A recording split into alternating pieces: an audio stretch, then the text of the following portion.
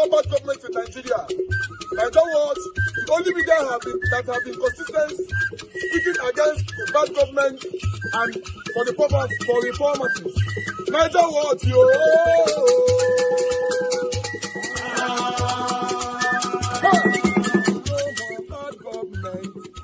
No more bad government. Nigeria Watch. No more bad government. Nigeria Watch. No more bad government. The only media that have been speaking. No more bad government. The voice of the voiceless. No more bad government.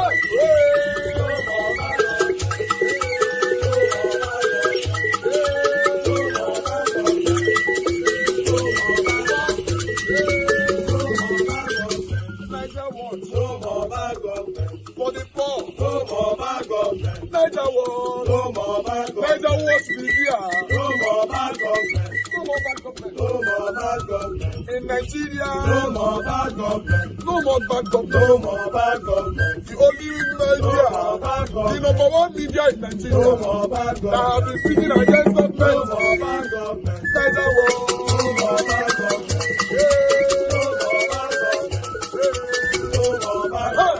Nigeria Watch, yo. The voice of the voiceless. The voice of the voiceless, yo.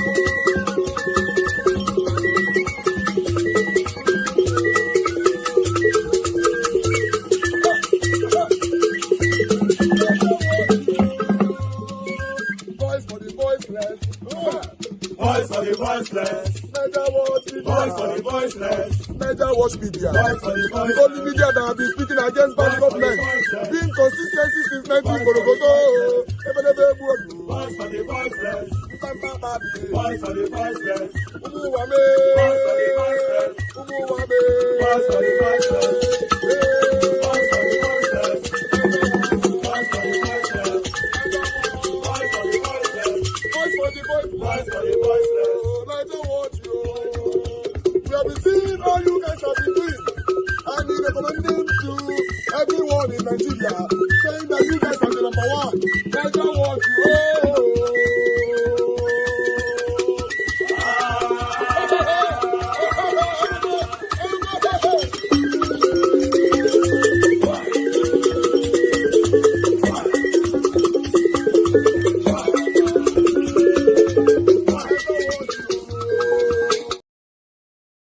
the price the same. Yeah, nobody is using that price you see on the pages of newspaper. WTI, is cheaper a bit than Nigeria's one because it doesn't carry that premium of Nigeria's this. But WTI is not. Even on a normal paper, when you see it, it's about $3. That is written. But WTI, you have to pay. They will charge you. They have domestic cost in terms of loading into a ship. So it's not what you read. What you read, you see difference of $3-4 is not there at all. When you go there, to buy, you see the answer. So WTI, yes, I mean, you get it, it's cheaper compared to Nigeria's this, and it gives you the same this. But our own is that we are buying Nigeria's crude that has a premium. The Nigerian crude that has a premium, you are also asking us to compete with one that has discounts, because we are all selling at the same price. The end product is being sold at the same price. You're asking us to match a dumpy one. There is a dumping today. If I export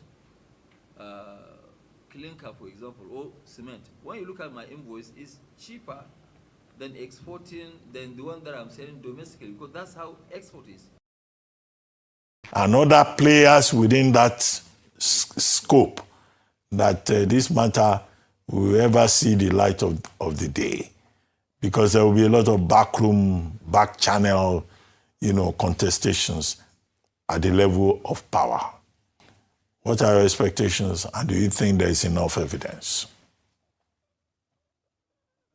Dr. Patti, I first of all want to say that considering nobody has asked Mele Kyari how he managed $3 billion for turnaround maintenance for NNPC refineries over 6 years, that was wasted, by the way. And the NMDPRA confirmed in their notes has been shut down. $3 billion for turnaround maintenance. EFCC is not saying anything about that investigation or possible charges for prosecution. You know, I'm not holding my breath for the anti-corruption agencies in Nigeria. But it's important to state a few facts. Aliko Dangote is one of the largest, if not the largest taxpayer in Nigeria. I think last year he paid up to 450 billion in taxes, right? So as a taxpayer, he has a right to say that, look, if a government official is allegedly, abusing his office, considering that, the authority chief executive doesn't earn up more than 50 million naira in salary and allowances in a year, and there's been indications that the children that are schooled abroad in the most elite private schools in Europe, in Switzerland has, the boarding schools in Switzerland are more expensive than any boarding schools anywhere in the world. It's more expensive than the UK, okay? If the allegations that the monies that were spent in, maintenance of the kids, flight tickets, school fees, allowances, does not measure with the nearly 50 million naira he earns as the ace of the NMDPRA in Nigeria, look, sections 19 of the ICPC Act empowers them to investigate and possibly bring out charges. And moreover, Code of Conduct Bureau, they have a form called Form 001 on asset declaration for public servants or not under public service rules. And that form all public servants are required to update that form on a yearly basis. Okay? So it's now for the CCB to empower the CCT that they manage, Code of Conduct Tribunal, to review his file, they check his asset declaration form when he joined government, and check his updates on a yearly basis, and then investigate with the school abroad and find out if the rumors that they were placed on scholarship by the school or they were not placed on scholarship, or who exactly funded it. How did they fund the education of his children in Switzerland? And how does it match his income, on a yearly basis in Nigeria as ace of the NMDPRA? So it's an allegation that Aliko Dangote has brought forth, and the burden of proof is on the accuser.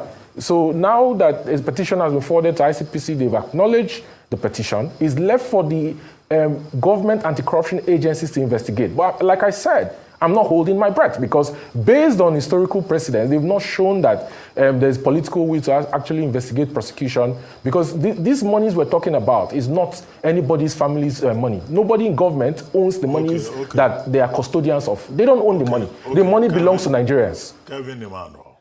Now, the devil is in the details. You know that the respondent has a right of self-defense. He has issued a short statement saying he's ready, let them investigate. So, yeah, you are right, the burden of proof is on the person who alleges. But what if he comes up tomorrow and he says, you cannot trace that this money for the payment of my school fees came from NMDPRA? Because you have to show evidence in that regard. What if he comes and he says, oh, my wife is a businesswoman. It's our money that we have been using to send these children to school. What if he says, oh, I have family inheritance. I may be a public servant. So this money came from family inheritance. In fact, you may even discover that the money was never paid directly by him. But what we can establish is that this is a conflict between industry and the regulator, which is a major problem in Nigeria. There are substantial issues. Can you talk about those substantial issues? About importation of fuel, about quality of fuel, about regulatory compliance, about the powers of the regulator.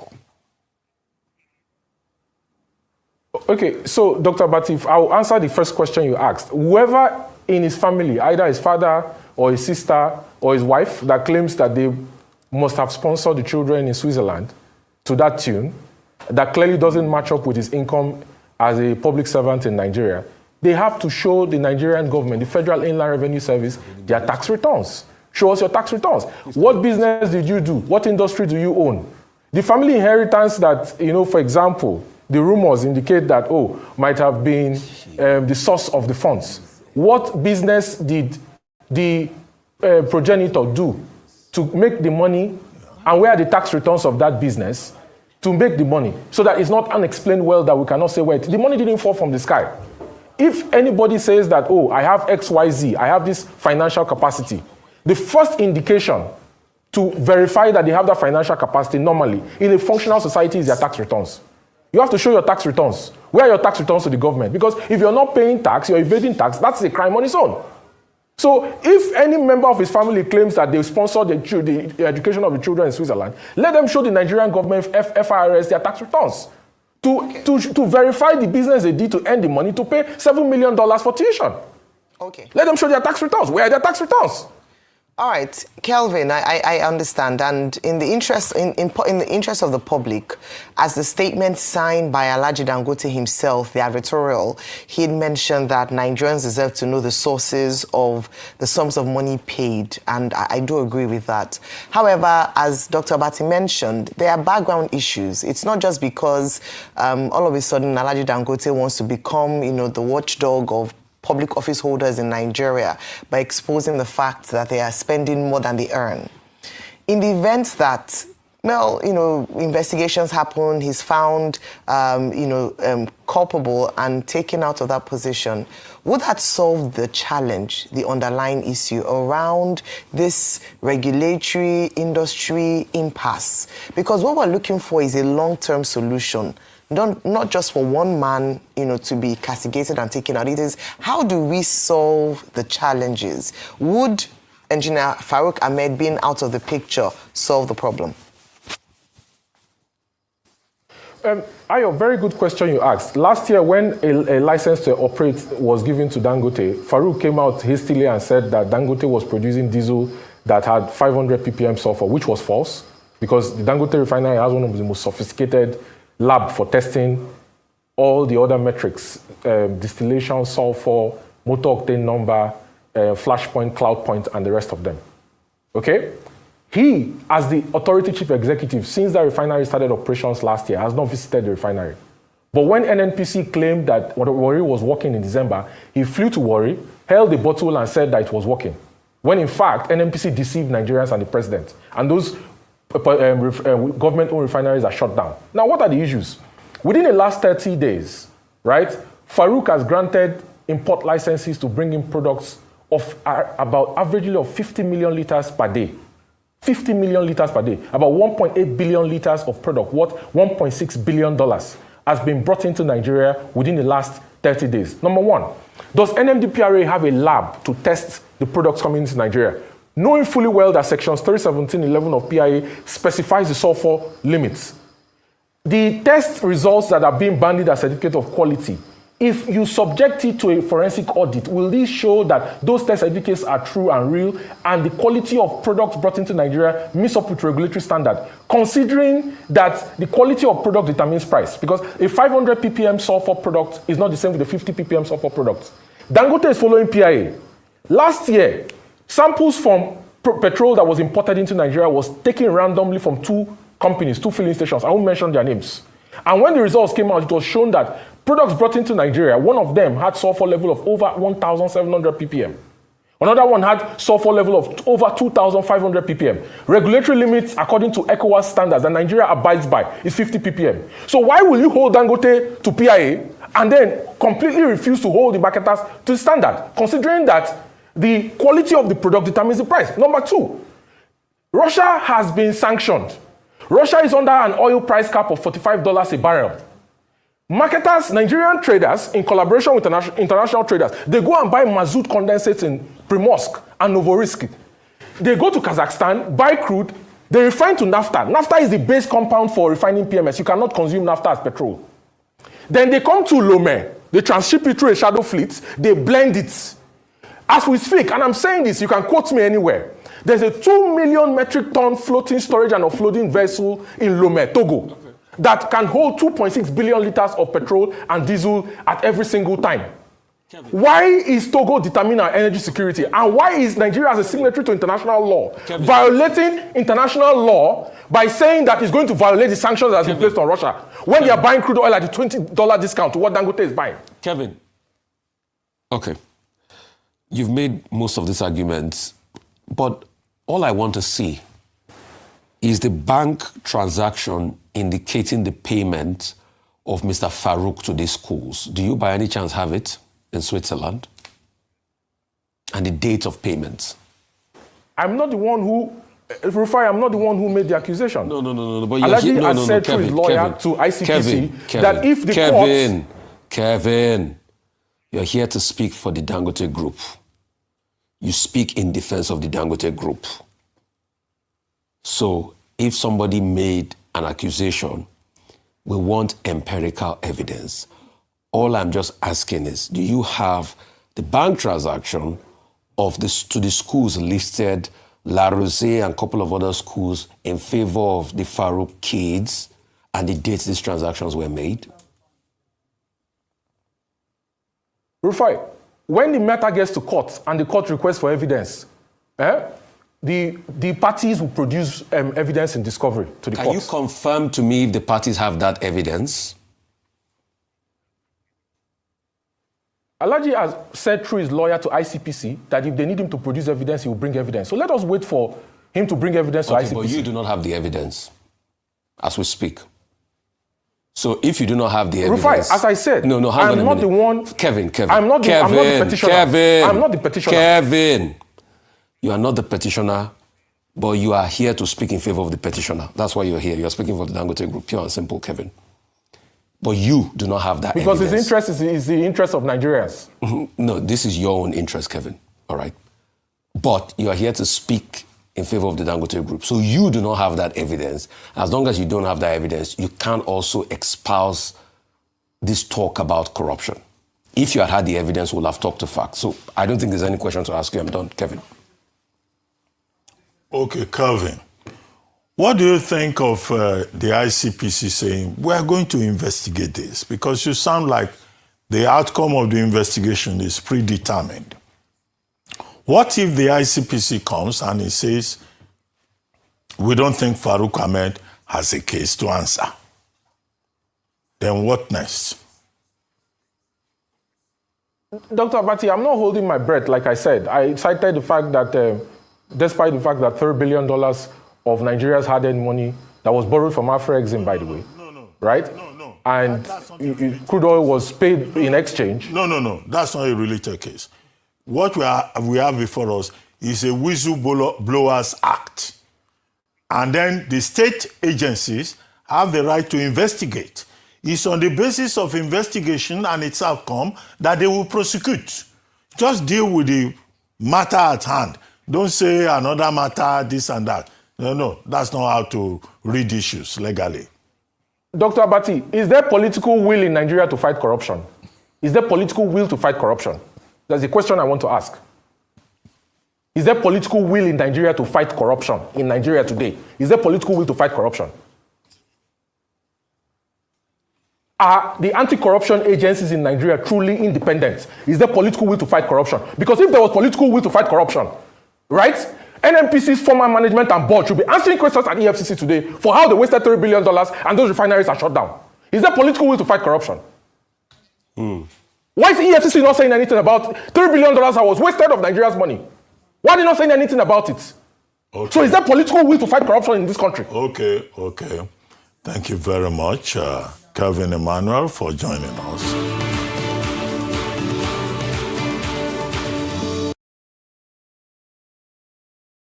Extraordinary measures, just like what the Supreme Court interpreted in Section 305 of our Constitution as to how the president can handle the state of emergency rule.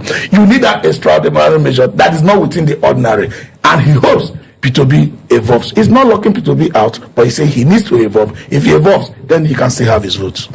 I have my doubt against you, but I will keep it. Now, if you look at Obi, let's estray Obi a little bit, and the Obi that Farotimi supported. Farotimi also said that things and time have changed. What we faced in 2023 is not what we are facing in 2025. Talk more of getting to 2027. Now, I've always said one thing, that Obi is a very selfish person. I've said that several times. He could have set up a structure that will help other people to rise, because in governance, you don't govern alone. You govern with other people. But we have not seen that in Obi, and that's what Farotimi is also saying. If we're to be, for example, there are 2, 3, 4 governors that rode on the back of Obi to come to power, then the voice will be louder. Even the one that he has, the Abia State governor said, I didn't ride on the back of Obi. Now Obi stands alone. In governance, you can be alone because most of the time corruption always fights back. That is interesting.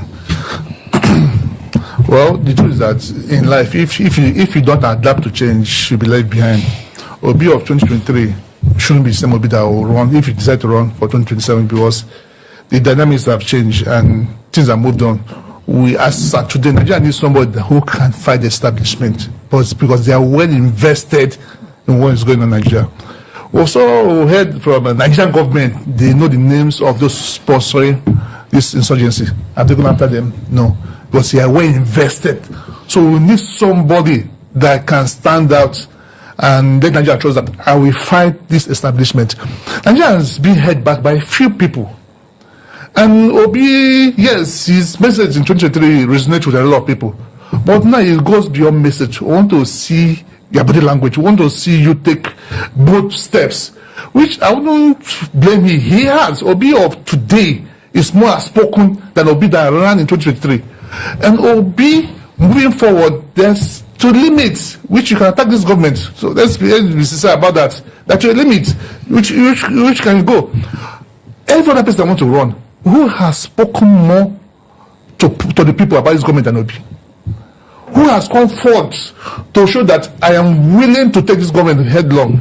Yes, for me, it's a wake-up call. Obi, you need to do more. You need to change more. You need to be more radical. You shouldn't always be politically correct. You shouldn't always quote it. You shouldn't always look not to offend people. Say it the way it is. Attack these people. Take it headlong. Yes, he has spoken a lot of issues when he attacked government, but issue of Obi, he is too nice with his words. Example, when he said, this government has lied to Nigerians. He said, you have made your revenue targets. How come our local contractors has not been paid? This is the man standing up. But you should know who he is. You don't expect Obi to speak like this your friend now, Shore. They are two different personalities. We all have our different approaches to life. That I speak slowly doesn't mean that I am not communicating to people. Shore will speak, he will shout, he will galvanize people. That is who he is. What you should look at, does this person, as of today, who can you put in front of Obi? Who have come forward? And he said something which was not said. It talked about Atiku. He said for today, he doesn't have anything against Atiku. But for him, he will not vote Atiku. He will prefer Atiku to support Obi or get somebody younger. Meaning he has not discarded Obi, but he's pushing Obi to be more forceful, to make Nigeria know that you can fight this establishment. And I agree with him totally. For us to get this country moving on, we need to restart the engine. The engine is dead. And to restart the engine, you need to fight the establishment. Some people make sure that the engine is not working. Are you willing to fight them? Are you willing to set them aside? That's what that's what I got to Okay, we cannot rule out the fact that there are voters and there are also political structures that controls these voters. Yeah. We've said so many things like religion, ethnicity, tribe, constituency, senatorial, this thing. These political, will I call them juggernauts or structures or force?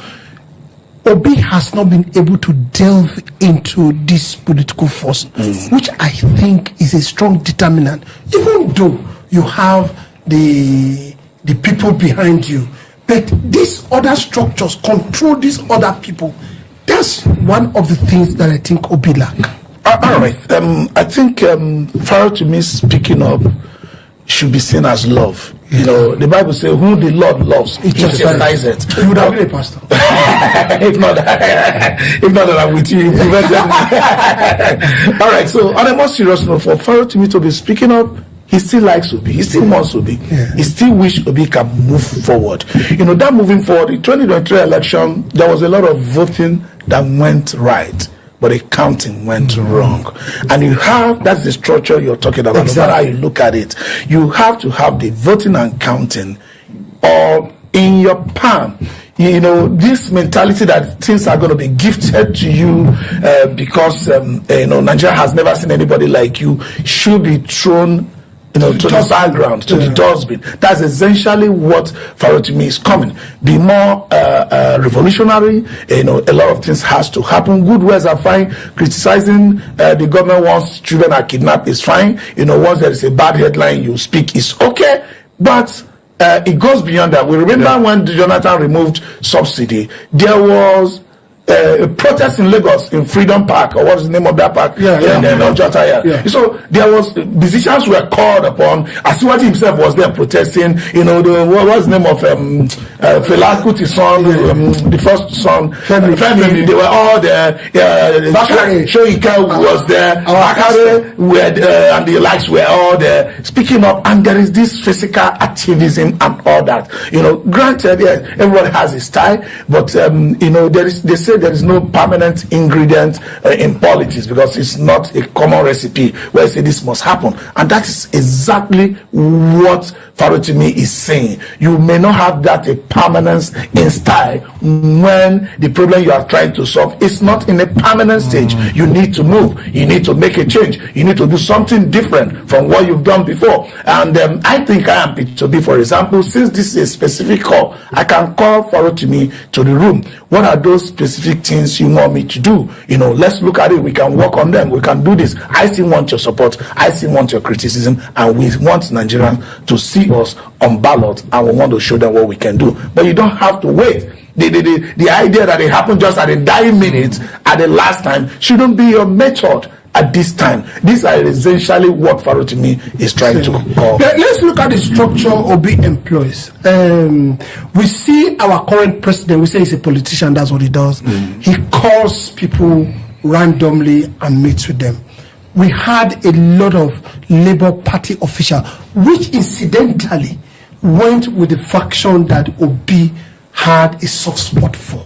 We never heard that from either House of Assembly to governor to whatever, National Assembly, senators, House of Rep member, had a meeting or Obi called for private meeting with this individual until all of them were dispersing one after the other. Don't you think this is one of Obi's major issue?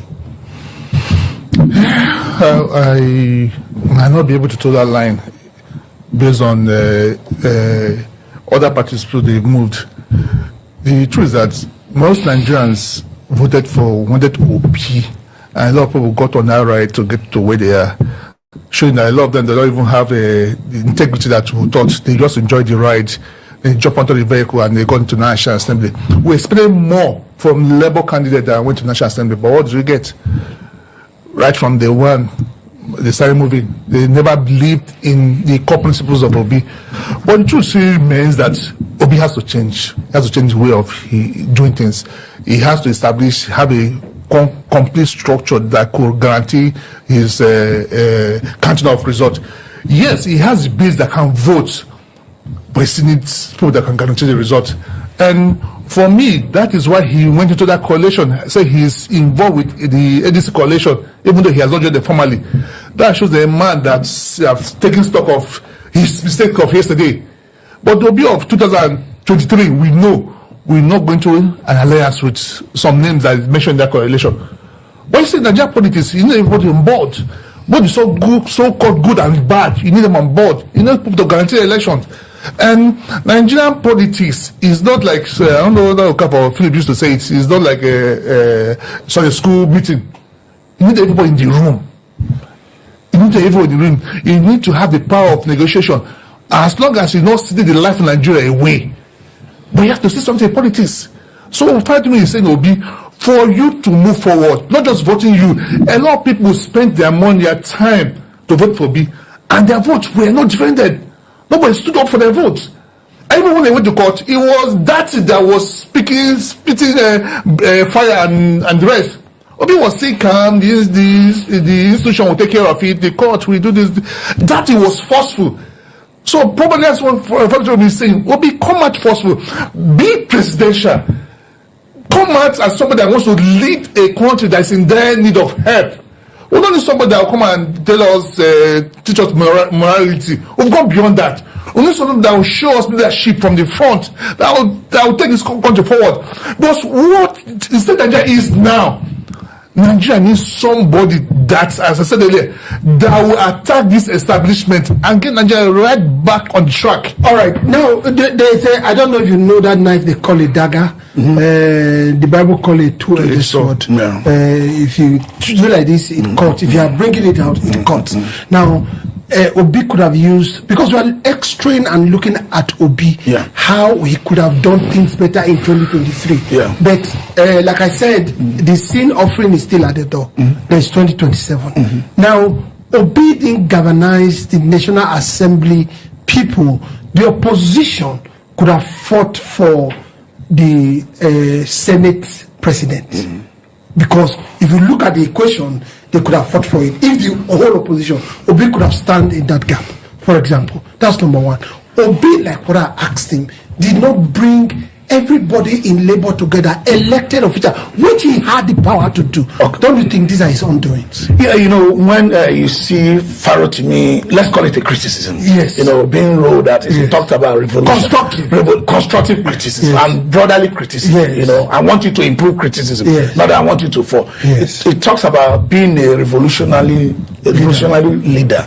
To be a revolutionary leader, you must be a people manager. Yes. You must be a people manager. Yes. And you must believe in people. Yeah. One of the things Obedience put forward is that our interest is in Obi's presidency.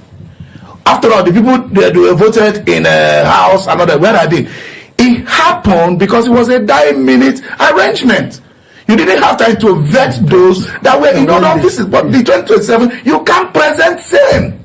You have now 4 years to vet everybody that are going to be in the same party or work with you, such that you can do goal realignment. So that when you realign your own voting, your own goal into the votings of those going for the House of Assembly, the House of Representatives, State House of Assembly, the Senate, even governors and all that, you have to now realign yourself. There's no situation where we have only Obi that is good and every other Nigerians are not good. It does not exist. It's a recipe for failure. It's part of the things Farotimi is trying to bring out. When you talk about revolutionary leader, he believes in people and people believe in him. It's a two-way traffic. So he has to have that activation. Why people believe in him, he has to also roll out that people management or believing in people or being able to say, I'm going to work with these people. Obedience should come by now, sincerely. Obedience should have been a party that is not penetrable. Those that are going to be your polling unit agent, by now you would have known them. You do education upon education upon education. You would have seen their resistance to money. You are not going to have Jesus Christ all over in the polling unit. You should have known your polling unit agents. Are there people that can resist money? Are there people that, because we're talking about this mandatory electronic transmission, we are not the one that are going to approve it. You can approve it as a law. You are going to procure it as infrastructure. It has to be tested. It has to be run. And if the Amopito comes out and tells us that the cost of procuring the infrastructure is prohibitive at this time, that what we had before was not adequate, what will you do? You don't control everything, and you are running against incumbents who will not willfully make the election easy for you. These are the things Farotimi is pointing out. You need to understand that now the person you are fighting is in charge of just about everything. So you need to recognize that. So when you recognize that, your method might shift from what it was in 2023. Okay, all right. We saw God told Gideon, he said, this whole army, you can win with it. You need to train. And we also know that a mob army cannot defeat a well-regimented, organized army. The mob is just a mob. But what Obi needs is a well-organized army. This mob that is following him is good, but they need training and direction. That's what Obi needs. I know the Obi that doesn't like us. I think Zimbabwe is also on the list. Anyway, that's on the lighter side. But, reputational damage and the cost of it. And what can Nigeria do? Okay, I begin with the first. That is reputational damage. It is huge. One is almost tempted to say that Nigeria's image as taken a toboggan slide, and his influence in world affairs has diminished tremendously in recent years. When one looks at this side by side, Nigeria's experience with Burkina Faso in the past week, one could almost say that Nigeria's diplomatic engagement is cataclysmic. Because, I mean, a country like Burkina Faso having such a clout, such temerity to detain a Nigerian airplane and then Nigerian military men, now added to this is Nigeria's, this partial ban. Yeah, so you are right. The reputational damage is huge, is extensive. We hope that we'll be able to clean up as quickly as possible so we return to where we used to be among the strong countries with, extensive influence on the global stage. The second, cost. The cost is also extensive. If you look at it, it cuts across. There is no range, there is no category that is excluded. B1, B2, those going for business will now have a whole lot of problems. That would mean, reduction in what they're able to do in terms of business with the United States. B2, tourism is also affected. F1, our students who go to the US to acquire education and do so well, they will now have huge issues in getting visas. In fact, they can't even go for now until things improve. We have M, non-academic and then vocational is also affected. And the J1 exchange, all the visas, all the range of visas are affected. So in terms of cost, the cost will be huge as well, it will be extensive. Which is why when I saw some tweets from some prominent Nigerians like Shehu Sani since the past 2 days that Nigerians should sit at home and solve their problems, I just say these guys are ignorant. It's not only those who want to run away, Japa, that this thing affects. It affects virtually all Nigerians who have something to do with the United States. So the cost is huge, and the government has to do something very quickly so that this partial restriction can be lifted as quickly as possible. In terms of what the government can and should do, a whole lot. The Ministry of Foreign Affairs has a lot to do to get in touch with the State Department to present the facts. To be fair to Nigeria, the ban is actually, I would say, uncalled for, given the fact that the Nigerian authorities are already working with the American authorities to address this, hydra-headed problem of terrorism, ISWAP, Boko Haram, and the rest. And second, Nigeria has over 400,000, there are over 400,000 people of Nigerian descent in the United States, maybe up to 500,000. There is no record of any of them having been involved in anything linked to terrorism all of these years. The only one we had was Abdul Muttalab, who even doesn't live in the US, who also was even hardly Nigerian. He lived here for a few years, went to Togo, went to the UK and all. And that's 16 years ago, 2009. So when one looks at Nigeria's records, it is surprising that Nigeria has been added to the list. So Nigeria has to present all of these facts to the State Department, to the legislature. The Nigerian embassy in the US has to be very active. The ambassador has to be charismatic beyond just is an old person. I would have wished a younger person, a new, younger, vibrant person were appointed. People were, criticizing me when I said, well, I don't know how much these old people, they keep circulating can achieve, but all well and good. So all these things are the things that the government should do. The government also needs to lobby. There's extensive lobbying achieves a lot so that the Nigerian side can be presented and very quickly this thing can be addressed. There is a glimmer of hope. I mean, Turkmenistan, one of the countries under partial ban before, in the earlier bans that were, that were imposed, had their bans lifted 2 days ago when this Nigeria was added to the list, because they had cooperated with the US, they had worked together, and they found that they had made progress. Yeah. So if Nigeria can follow that track, we are confident that in a short while, this partial ban can be lifted. Thank you so much. Going to your last point around progress made by some of the countries who were removed, were earlier put on a sort of ban from the US or restriction, travel restriction from the USA. One other area they talked about was our overstay rate. and also the fact that they didn't have access to verify identities of some people or for nationals from these countries. Do we have a challenge with data verification in Nigeria, especially because the Ministry of Interior had introduced some new technology to ensure that we're able to really make that process more transparent and seamless? And then how do we also address overstay challenges that they say that is one of the reasons why this restriction was imposed, in addition, of course, to the security concerns? Yes, we have a bit of problem with data. There's no doubt about that. We have forever been trying to link all our multiple identity levels together and all that. Now we have NIN, which makes it a lot easier. We have BVN, of course, that's another level entirely. We do have, but I don't think it is that bad. Usually, if the United States is not sure of one's records, they deny a whole lot. I'm not sure they give more than 10 out of 100. So anybody they are not sure of, the background and all that, they usually deny. So I'm not sure that should actually be a problem until they are sure. I mean, until when they now check data and are sure of the person's profile and everything before they give. So yes, we have a bit of a problem with that. We can strengthen that. We can work with the US and then be more open about that. For those who overstay is a problem. The government has little control over that. We can only talk to ourselves to be more responsible. But when you look at the percentage, for B1P they say 5%, for J maybe up to 10, 11%. Well, it is a bit high, but it is not outrageous really. But that we can only do by enlightenment. That look, if you travel and you overstay, you create problems for yourself, and you also create problems for other Nigerians who will now be affected by your action.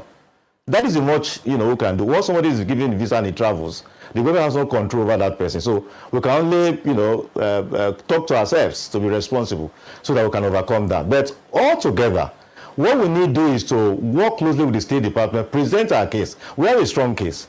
We have not, because the main reason why this restriction has been imposed is, security concerns, terrorism, on the part of the US. And Nigerians are not known to have been involved in any of this. The large number of Nigerians we have there are not known to have been involved in any of this. So that gives us a very strong case. It's true, yes, verification and all that. Anybody that the US is not sure of course, the person will be denied. Then the person can come back when the US is sure. I'm sure if we are methodical about it, we should be able to get the US to leave this thing as quickly as possible. Okay, and I'm really even happy because you mentioned the case of Mutalab. The Mutalab case you talked about, his father had even reached out to the US authorities before that incident happened, and they were already working. And in fact, it gave the US authority a lot of leverage to be able to track the movement of Mutalab and averted the danger, that happened then. But I remember when they first gave us the limited duration of visa to 3 months, the Minister of Interior engaged with them. These were the same reasons they cited. They cited overstay and the likes. And the minister had started to engage with them. So what do you probably think happened along the line? Because this overstay conversation, it's not today that we have started engagement with them. I have it on good authority that the minister has started to engage with them when they first reduced the visa, visa time to about 3 months.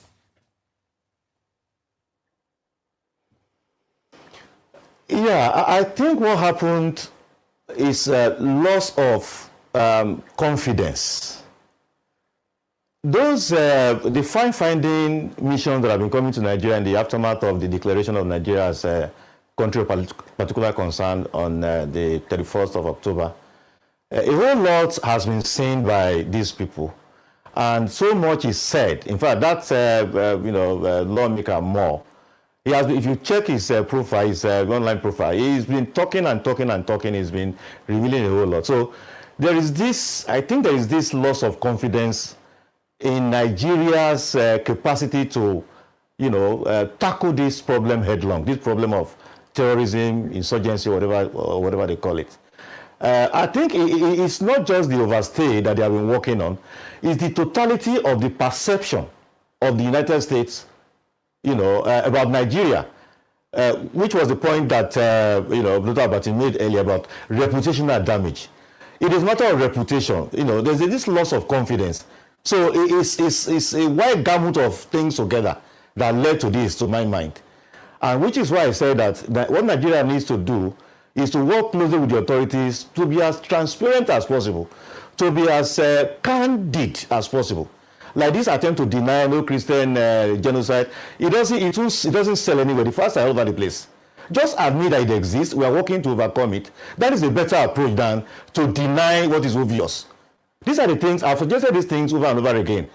Countries all have their problem. You just mentioned the fact that the father went to the embassy, they missed it. People make mistakes. Even the US, as important as this matter ought to have been to them, but they missed it. Which over the young man was able to travel. He got to Amsterdam. He was on the way to Michigan when this happened. So candor, openness, transparency, and willingness to work to get all of these things sorted out, to my mind, is the way out. And if we do this as quickly as possible, we should be able to overcome this challenge.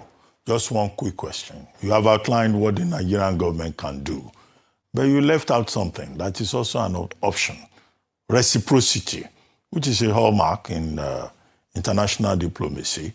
Are you saying that will not be a good option for us? If they say they won't give us visa, why don't we say, okay, we too will restrict visas of U.S. citizens to Nigeria? You don't advise that we can consider that option? Not at all. It will be the biggest mistake ever. When an elephant is fighting with a rabbit or a mouse, as the case may be, the mouse has to accept, or the rabbit has to accept certain things and just lick his wounds. Who is the mouse? Who is the elephant? What do you mean, Professor Aruwarau? What do you mean? I was going to say, I put it to you, Prof. What do you mean? As a patriotic Nigerian, I cannot sit here and we'll call rabbit and maybe we should clarify. With due respect, take that back, Prof. Take it back. Are we the elephant? Are they the rabbit? Let me tell you. You see, the international relations is conducted on the basis of power. When you look at the indices of power to measure the US and Nigeria is practically powerless. So who is mouse, who is elephant is clear from that. Let me just give you, for context, let me just tell you this. The total GDP of Africa last year was about $2.5 trillion. California alone in the US is close to $3 trillion. So California's GDP is bigger than that of not Nigeria, the whole of Africa. So when I say elephant and rabbit, I'm even being generous to us. It's enough, Prof. It's enough. Anyway, it's enough. I'm just saying that reciprocity is not an option. Let us just follow it methodically, and I'm sure as quickly as possible, We are the giant of Africa. restriction will be lifted by the US. Okay. All right. Thank you, Prof. Thank you, Professor Ward. And ending in Abuja. And that's the third legacy project, Mr. President. That project is 456 billion, 50% paid by Mr. President. It doesn't also know that the 17.5 connecting, bypass, second Niger Bridge bypass, is been awarded to CGC, and our work is ongoing there, and the total cost of that project is 170 billion. 30% fully paid by this man that he said has not done anything for Southeast. He has not also known that Enugu Abakaliki dualized route is been awarded and over 43 billion paid, 183 billion, 118 kilometers.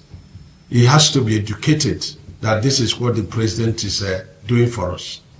He has to be educated that from Afibo in Ebonyi down to Abia, his own state, and down to Okigwe in Imo State, that the Dangote tax credit is ongoing. And that project is about 64 kilometers and is costing 196 billion. He has to be educated. He has to be educated that Owerri-Onitsha road that has been awarded to CGC, it is ongoing. He has to be educated. He has to be educated that the Enugu-Onitsha, that has been ongoing for the past 20 years, has been put to rest by President Bola Ahmed Tinubu. And that the first section of it is under MTN tax credit, 202 billion. The president is doing that road. And the balance of it, which is 72 kilometers, is being done by SKCC. That's 150 billion, 30% fully paid. He has to know. He has to know that Artisan Bridge that got broken due to, flood this thing, 75-meter length, 3 spans, dual, it's been fully completed by the president at Artisan in Enugu State and commissioned. He needs to know. He needs to know that we have 23, flyover bridge at Emene in Enugu State. That project is about 90% done. Before now, even those going to Ebonyi, going to Benue, going to Goja, will spend 7 hours on that road. But today, you don't even spend 10 minutes on the road, courtesy of Mr. President. Senator Baribe needs to know that the Enugu-Port Harcourt has been ongoing, and the journey of 2.5 hours would take 7 hours. Before the president came on board, you wouldn't travel between Aba and Port Harcourt. Today, one full carriageway is fully completed, and you can engage one carriageway from Enugu, straight to Port Harcourt. And the governors of Southeast are very happy. They are very grateful to the president. And, I can boldly say that the president has done very well for Southeast people, and as Southeast people, we vote for Mr. President. He said he will not be voted 2027. I think Senator Baribe was talking about himself, because both APC and Labour is going to take a seat. When you see a very, astute performer and politician, Senator Ojo Okalo, of course, Ojo was his boss, and he was deputy governor. I don't know why he sacked him. Maybe for issues like this, darkening council without knowledge. So I can assure you that he was talking about himself. He won't be talking about the president that has been acknowledged all over the country as having taken back the country. You see, when people darken council without knowledge, it's because we have a president who is not reading the book of Lamentation, to let you know the kind of, economy that he took. He's not complaining, because it's a man of his words. He said, I saw all these problems and I took it. So there's no need to complain. It is to, attack the problems. And the worst is over. He's taking over, the country for Nigerians. And I do not say what I cannot prove. Look at the foreign reserve. Look at the stability of the Naira. Look at inflation down to 14. Yes, all the macro indices would have been taken back. And he's doing everything to trickle down to the micro, indices. The NEFLONT for students, the empowerment, renewed hope empowerment that is going to go through all the wards, the food prices coming down, and so many other things Mr. President has done. This security is being fought headlong. For the first time, kidnappers would kidnap our people, and through the grace of God upon him and the very hard-working security agencies would recover them. This is how what the president is doing. And I believe that if you are in opposition, be constructive. And I think that the cyberbullying, act should be deployed, so that when you say things you cannot prove, just to deceive the public, you should be able to answer to that. This is very, very critical and very important. And so, when I said boldly, President Bola Ahmed Tinubu, having done all these things, that there will be no need for agitation of Biafra again. And I saw, I watched Arise this morning, and they were talking about it. And Abati said, look, there is no region that is not talking about marginalization. And so, what I then meant was that we were excluded, Southeast people were excluded from the affairs of the nation. And that the president has included us. So having included us, then we can talk about marginalization alongside with other zones. They talk about that we've never been president. If I've never been president since, is it Bola Ahmed Tinubu that will make it overnight by ceding his own position? No, he has to complete his 2 tenures. We are comfortable with what he's doing. We've been included. And so we can talk about marginalization, alongside with other zones. People talk about the effect of the Civil War. By including us, it means it's the right step. Whatever that went wrong, he has the capacity and the good heart, to, redeem it. It wasn't just South, it's South, part of it. So I want to boldly say that there is no need for Biafra agitation. We are better in Nigeria.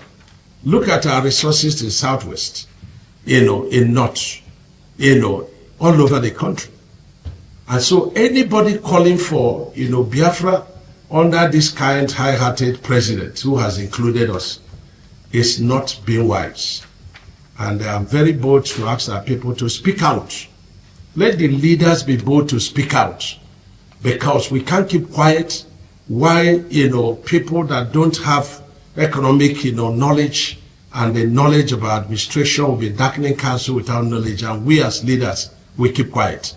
We have to stand up. It doesn't mean that we are 100% okay. No region is 100% okay, but the journey has just started. And we believe strongly that the president is uniting the entire 6 geopolitical zones. We believe that under him, by the end of his second tenure, Nigeria would have been a united, country, where the man from, Sokoto will be in Ebonyi State, no harassment. He has equal rights with others, and this is very important. And to every, region, I ask you, when you move from one region to the other, obey the laws of the people, obey the culture of the people. Don't be more Catholic than Pope. Respect the people, so that there will be no, altercation. My people used to say that you cannot become a wife and then become first daughter. It doesn't work that way. This is very important. And then I will shift from Southeast, and I still say that, look, the leaders of Southeast should, hear me out. We have been included. The marginalization, like Abati said, everybody's crying of marginalization, And I thank Ojukwe for bringing up the matter, because, it should be in national, dialogue and discussion, so that people will know that we are out of the dark ages.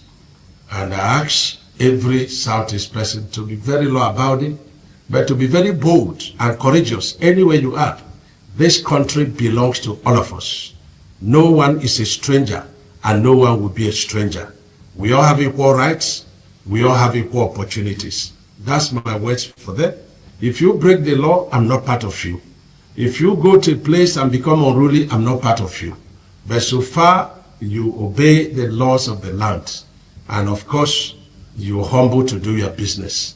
We have equal rights. That's the much I can say. Abaribe probably did not know that if the Southeast did not get the Minister of Works, maybe it might take a little longer for this inclusiveness to be completed. Now, we are not the last in terms of infrastructural development. We may not be the first. It doesn't mean that we must be the first, but we are happy where we are. Now, we talk about some of the policies of Ministry of Works that has helped us, like supervision. We discovered that supervision is a key factor in project delivery, and so we have platforms of all the 6 geopolitical zones. Every day you must submit to the platform what the contractor has achieved. The quality of the work are shown, the videos are shown.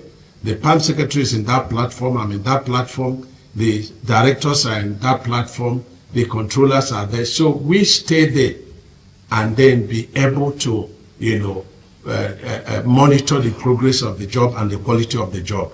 And that's why, we can boldly discuss some of our projects because it's something we live with on a daily basis. We have passion, for in doing this thing.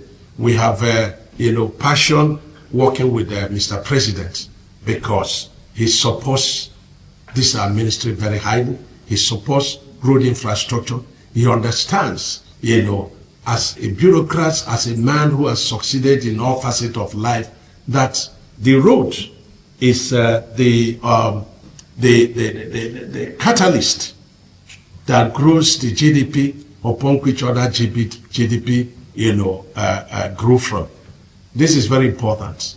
With road, especially even in Southeast, people that are commerce oriented, you find out that you need roads, you need bridges all over the country so that we can interconnect and then unite for a bigger Nigeria. So supervision is very important. We've also created over 80 media supervisors. Again, they also are in platforms, and they do this independent of us. They go and they, interview, people along the project corridors. They go and they also video this and post in social media so that the public can make their comments. This is very, very vital. We've also started a program that we call, President Bola Tinubu Mentorship Program. And that is a situation in which, if you come to civil engineering, we have advertised, we are taking the best 10 people, civil engineers in each of the states, as directed by the president. We are deploying them to this legacy project of Mr. President and other very key projects so that they will go and learn the technology.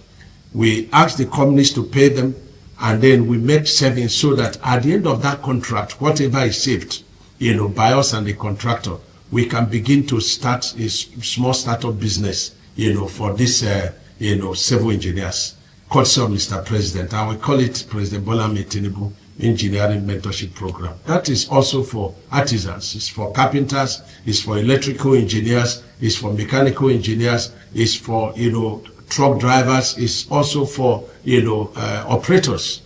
So name them. And so we've advertised. And so by January, we start that program. And I think that because there is no nation that can grow their technology, by depending solely on outsiders. We have to grow our technology, we have to grow our road construction, we have to grow our people so that they will also grow others, and so the employment will also distant. We also have more or less abolished what is called variation of price, where you come and quote, and then you give us your unit rate very low, that is even lower than the market prices at the time of your quoting.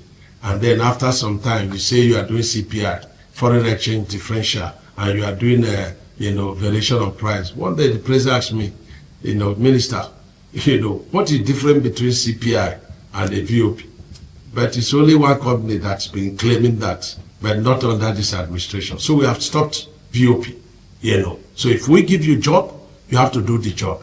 And if we give you job and there is no funding, we have a new agreement where if the federal government cannot fund the job, and then you can't wait for the time there will be money, then you have the right under the new contract to exit. If you don't exit, there's no liability on the part of government. This is very important because if a man is married to a woman and then that marriage is not working, then there must be a way, to pull out so that lives will be saved. This is very important. It protects our contractors. It protects the federal, government. This is very important. And on the advance payment, people hold the advance payment and be charging of VOP and CPI. If we give you advance payment, you have to exhaust it before we do certificate for you. This protects the federal government to ensure that there is value for money. You don't get advance payment, you go and we house it to the bank and be getting interest. And then now be, having altercation with us. My certificate is not being paid. You are holding our money. And so if you have an advance payment, you have to exhaust it before we start to, give you another distance. This is very important. And I'm happy that I have a very wonderful brother, the Honorable Minister of Work State, who is fully overseeing FEMA. I will also ask him to, do this press briefing that this year, but he has to do one because he has done wonderfully very well, you know, in spite of positive funds, you know. So I also have a procurement officer who was here and who procured all our legacy projects. And I think Senator Baribe should go and meet you for some lectures, you know, who is now our new PAM secretary. PAM secretary in whom I'm well pleased. And I say to my minister, January I will take leave because I'm comfortable with the wisdom and knowledge and forthrightness of the PAM secretary. This is very important. Now let's discuss the 4 legacy projects of Mr. President. You know, there are some people that are not just happy about Lagos Calabar Coastal Highway. And I've been trying to find out why they are not happy. They don't care projects in their own zones. Why are you not happy about that project? You know, I have not been able to find out. But you can't be more Catholic than Pope. The 9 governors of the zones, together with their people, are very happy with this project. And so why would you come from S-Way and you are talking about the project? You know. And so the people are happy with the project. The president is happy with the project. The minister is very happy with the project. The ministry is happy. So what is your problem? So section 147.47, as directed by the president, we've opened it for traffic. And Lagosians are very happy. Nigerians are very happy. You know, you say you are criticizing it, but you see how, you know, happy Nigerians are, which means there is something about that dream that God has made flesh through President Bola Ahmed Tinubu. So we are at about 85% completion, and by God's special grace, it will be, you know, commissioned. We have a lot of challenges on it, and I asked the BPP, you know, because the increments are very obvious. I asked them, please don't evaluate our submission. We like you to come to site and look at it. And that young man in BPP is a wonder. He'll be laughing with you and he'll be doing the correct thing, you know. So it's a very strong backbone for Mr. President, and I'm very happy with him. No matter what you do, there can be no inducement. So it's a boy that we should trust for the advancement of our country. And so he sent his people that were there, and they marveled. And I'm happy we did that. Let me also announce that, you know, by the directive of the president, we have written to EFCC and ICPC, and we've given them all the projects from 2023, you know, as awarded, that they should go around the entire site and verify it. And I think ICPC have just concluded theirs. And I'm very happy for that, because there's nothing to hide. And that gives, you know, credibility, you know, to the administration of Mr. President. That there's no sacred cow and there is nothing to hide. So if you have any petition about any of our projects, please write to ICPC or EFCC, because most of them have been on site and they will be able to figure out what you are listing. I'm not saying that we should not be criticized, but let it be constructive and let it be factual. If you criticize us constructively, I will provide you the answer.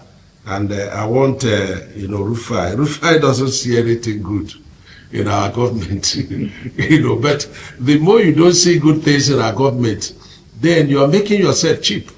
Because if 2 + 2 gives you 4, and you are saying 3, and you are shouting, flexing muscles, you know, spending a lot of energy to come security with us, you know, and I suspect everybody, because if you're a contractor and your work is not good, you know I'm coming to terminate it. You can do anything, you know. So I always get myself well prepared, and it's because NASA, the Army Chief, the DGSSS, the IG supporting us. So I'll be appealing to the IG of Police to activate a department of the police, which is the safer highway, you know, and then give to us in all the states so that we can clear these roads. If you go to Port Harcourt, you see that the road is totally damaged, you know. So that is, you know, a big problem for us. So I will write to him, you know, and then plead with him to reactivate the safer highways.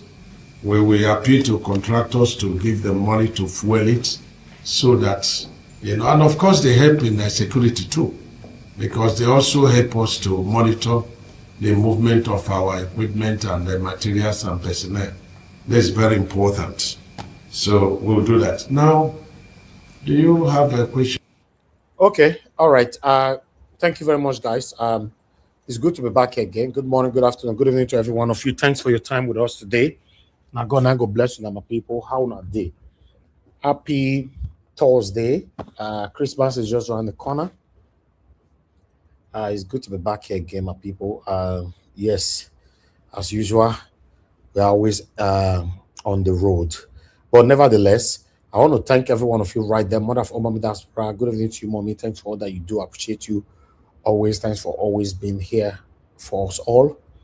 Thank you, Abu Azim, my brother. I appreciate you. Thanks for all that you do.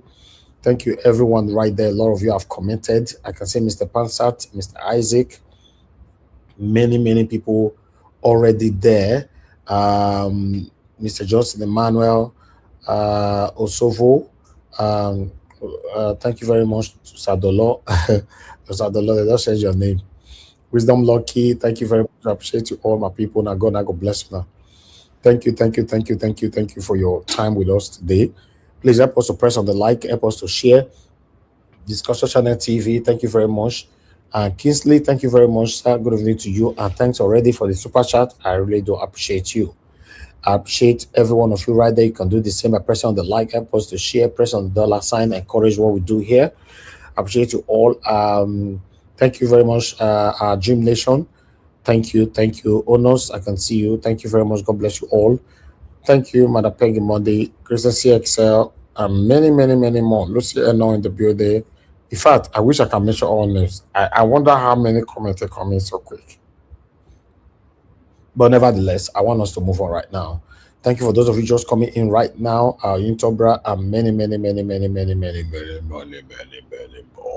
All right. Today is Thursday, 18th December 2025. Like I said, Christmas is around the corner. You know, the beautiful part of Christmas is when it's coming. And that particular day. After that day, the time runs fast. And the beautiful part of New Year is that fest when it's coming. And that particular day, after that day, trust me, Mr. Pansard, you are getting more old. Lucy Eno, you are getting old. Kingsley, you are getting old. Black Panther, you are getting old. Oyintobra, you are getting old. You all are getting old. Be the old where you talk. You don't go get old again. I beg, talk another better thing where you good, Jerry. But you are getting old now. We know say when they get old now, you go tell us. No, I just say make I remind you. No, talk another thing. No, in case. Now that one you want to wake Nigeria, you are getting old. You don't go old before. No, I know. I beg, talk better issue, very strong issue there for ground for Nigeria now. Now they talk and they getting old. Which one be strong issue? I'm here every day. You here every day, you talk old. Which one be the old? The issue now, old na issue. Oga Pansat is getting old now. We know. Okay, you want to tell me now, so you talk, bro, you don't know, say he's getting old. You are just being sarcastic. I beg, Oga, move on. TV, and many more. God bless you all, my people. And God bless you. My brother Black Panther, it's good to have you on the show. Thank you very much. It's good to have your submission today because come be like say, now let me come to stretch my voice. They talk this whole matter. You know. By the way, where is Mr. Johnson Emmanuel? It's been a while. Where is Give Us a Monday? Give Us a Monday. You don't take forever this thing, though, not the small thing. I'm not gonna hold on. I never reach you. Okay. I need to take this call, guys. You know, Black Panther, please just hold the platform for 1 minute. You know, since you are there, I'll come back to you shortly. Okay. Thank you, Nigeria World. Thank you, everyone. May God continue to bless all of us. And I want to thank the viewers. I want to thank Mommy in Diaspora and Mr. Oga Pansat coming to the chat panel. I have a serious talk with you today. And onto the Eastern Bloc as a whole. Very, very serious. It's time for them to come out of their shell, and I will make all of them come out of their shell. I want to thank Mom in Diaspora and everyone, and I wish everybody a Merry Christmas and a fruitful year for us all, Nigerians. It is going to be fruitful because we have sown our seed. We are going to yield the fruit, the dividends of our seed. We are going to yield it. And I want to tell everyone we should keep the flame burning in a very hot formation, in a supersonic heat. We should keep it on and don't stop talking and don't stop agitating. We are going to do this. We are not going to take to arms. We are not going to take to, fighting, but we are going to deal with ourselves, and we are going to use what the great people are giving to us, the social media. Before they hold us hostage, but now we are loose. We are going to use the social media. We're going to use the media all over the world to speak the truth, while our government there are speaking lies, telling lies all over the world. We are going to speak the truth, because if we speak the truth, we will do the right thing. But if we don't speak the truth, we ain't going to do the right thing. We are going to continue in that trajectory of doing more mistake, and our country will continue to sink, which we don't even have. I want to start by saying this to everyone. Mr. Naija was showed a very some group of old men that have made Nigeria what it is today, sat on a panel, and they are telling Mr. Obi what to do.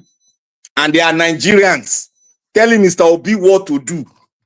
You see, we Nigerians, sometimes, some of these old... No, Black Panther, yes, I'm back. Sorry about that. But this particular topic you want to start now, do you know when those guys started? They were for Nigerians.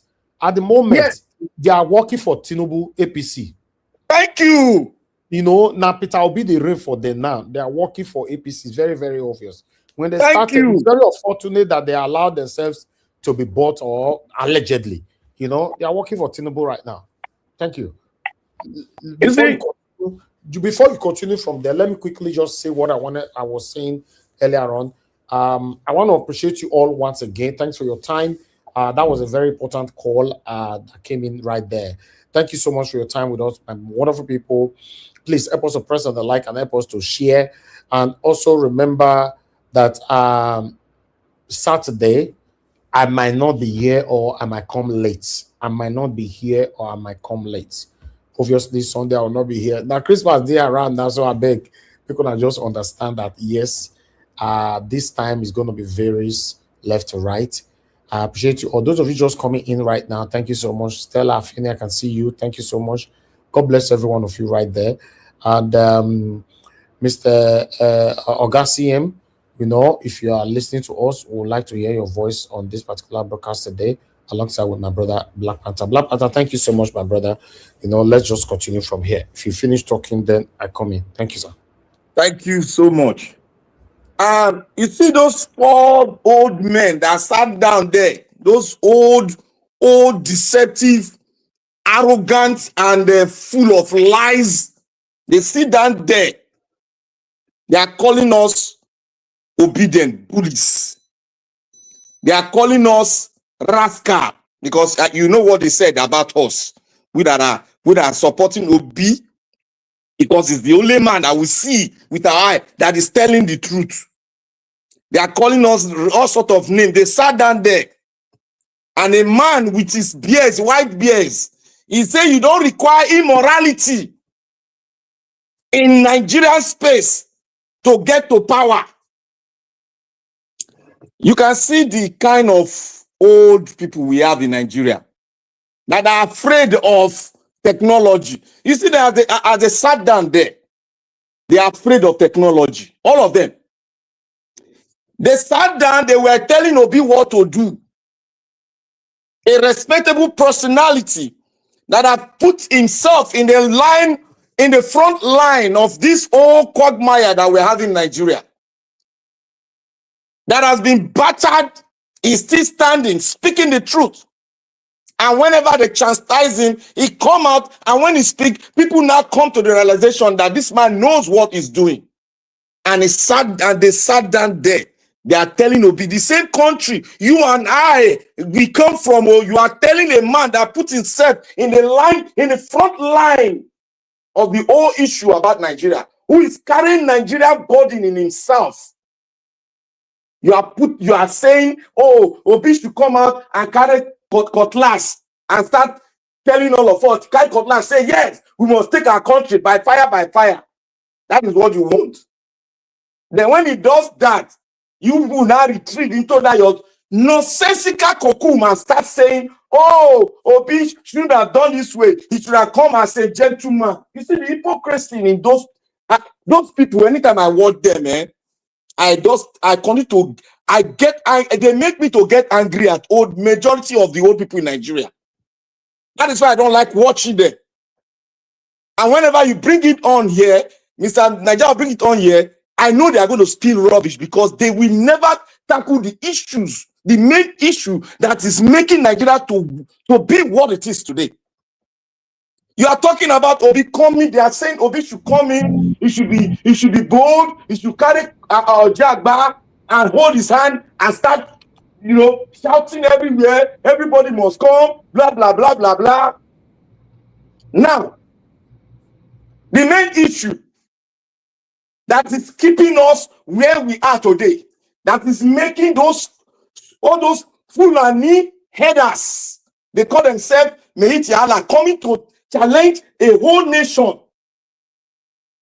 They are not talking about that. They are talking about going for an election that will repeat itself the way it has been repeating itself since 1960. Nobody will come and talk the main issue. What is the main problem of of what we're having today? They will not open their mouth to tell us because they are old, they belong to the 40s. They will not tell us that we need to come together and come to the realization that we need a new document.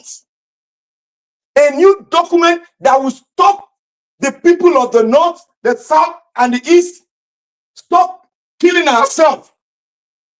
They won't talk of document that will make sure that we will stop saying, I'm an Igbo man, I'm an Hausa man, I'm an Edo man, but I'm a Nigerian if you decide to take that name.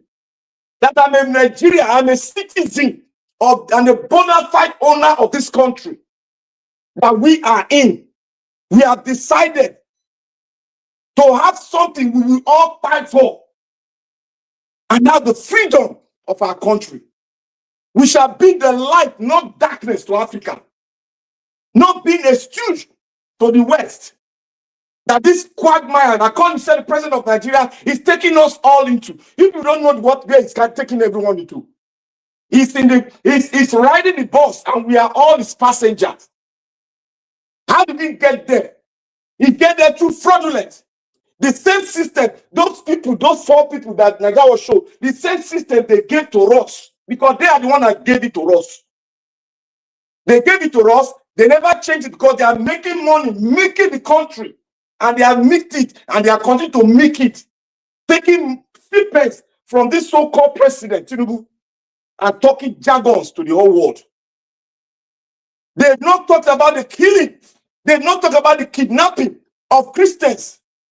They have not talked about the new constitution that we should have that will all reclaim this beautiful country. They will not say it. They are talking about going for an election. Going for which election? Which election are you going for? You are not deceiving yourself if you go for any election. They are sitting down there. We don't have a good electoral system. We don't have a good electoral system that will curtail the National Assembly. We don't have a good constitution that will make everybody have equal rights to the throne, to the presidency. That will make every Nigerian have equal right to become a senator, whatever you want to be, you be. There is no law. There is no law that says we are the people that wrote that constitution. But that useless military constitution was given to you by Abdul Salami. Abdul Salami committed a treasonable offense, which he must make account for, except if you want to escape by going down 6 feet. That's the only way I will stop mentioning his name here. He's the one that committed treason by giving us a decree that he and his friend in Ahmadu Bello University wrote together. We know, we all know the tablet, and we all know the process he used, manipulating the West, manipulating Obasanjo. We all know. We don't want to spill it out. The time we come, we'll spill it out. Now, we have been crying for a new constitution. Nobody wants to listen to us. And I say this boldly, if we don't come together, where every citizen, where every council, local government have equal rights in the National Assembly, have equality in the National Assembly, not one people from the Northwest, Northeast, having majority in the House of the National Assembly, and they will dictate everything we want to say. If you want anything in the National Assembly, if they are not there, you cannot get it. They have to take, they have majority, they have super majority. Is that the country? Or if we don't know that, hey, they have super majority to cancel anything you bring to the National Assembly, yes, they have it. So what else can you do? We told them, let's have the constitution. They said no. They started using money. They said no. Somebody from the West brought a template, an idea of an agreement, the process, the thing of the whole agreement. It brought to the table. They said no. GJ, the weak president we got from the South, made us to come to conclusion. We wrote a template. They refused. From the North, not from the West. The North refused. The Northeast, the North, they refused. The 7 states, they refused. Because what? They have the super majority in your National Assembly. Nothing can move without them. They are the godfather. They dictate whatever we move.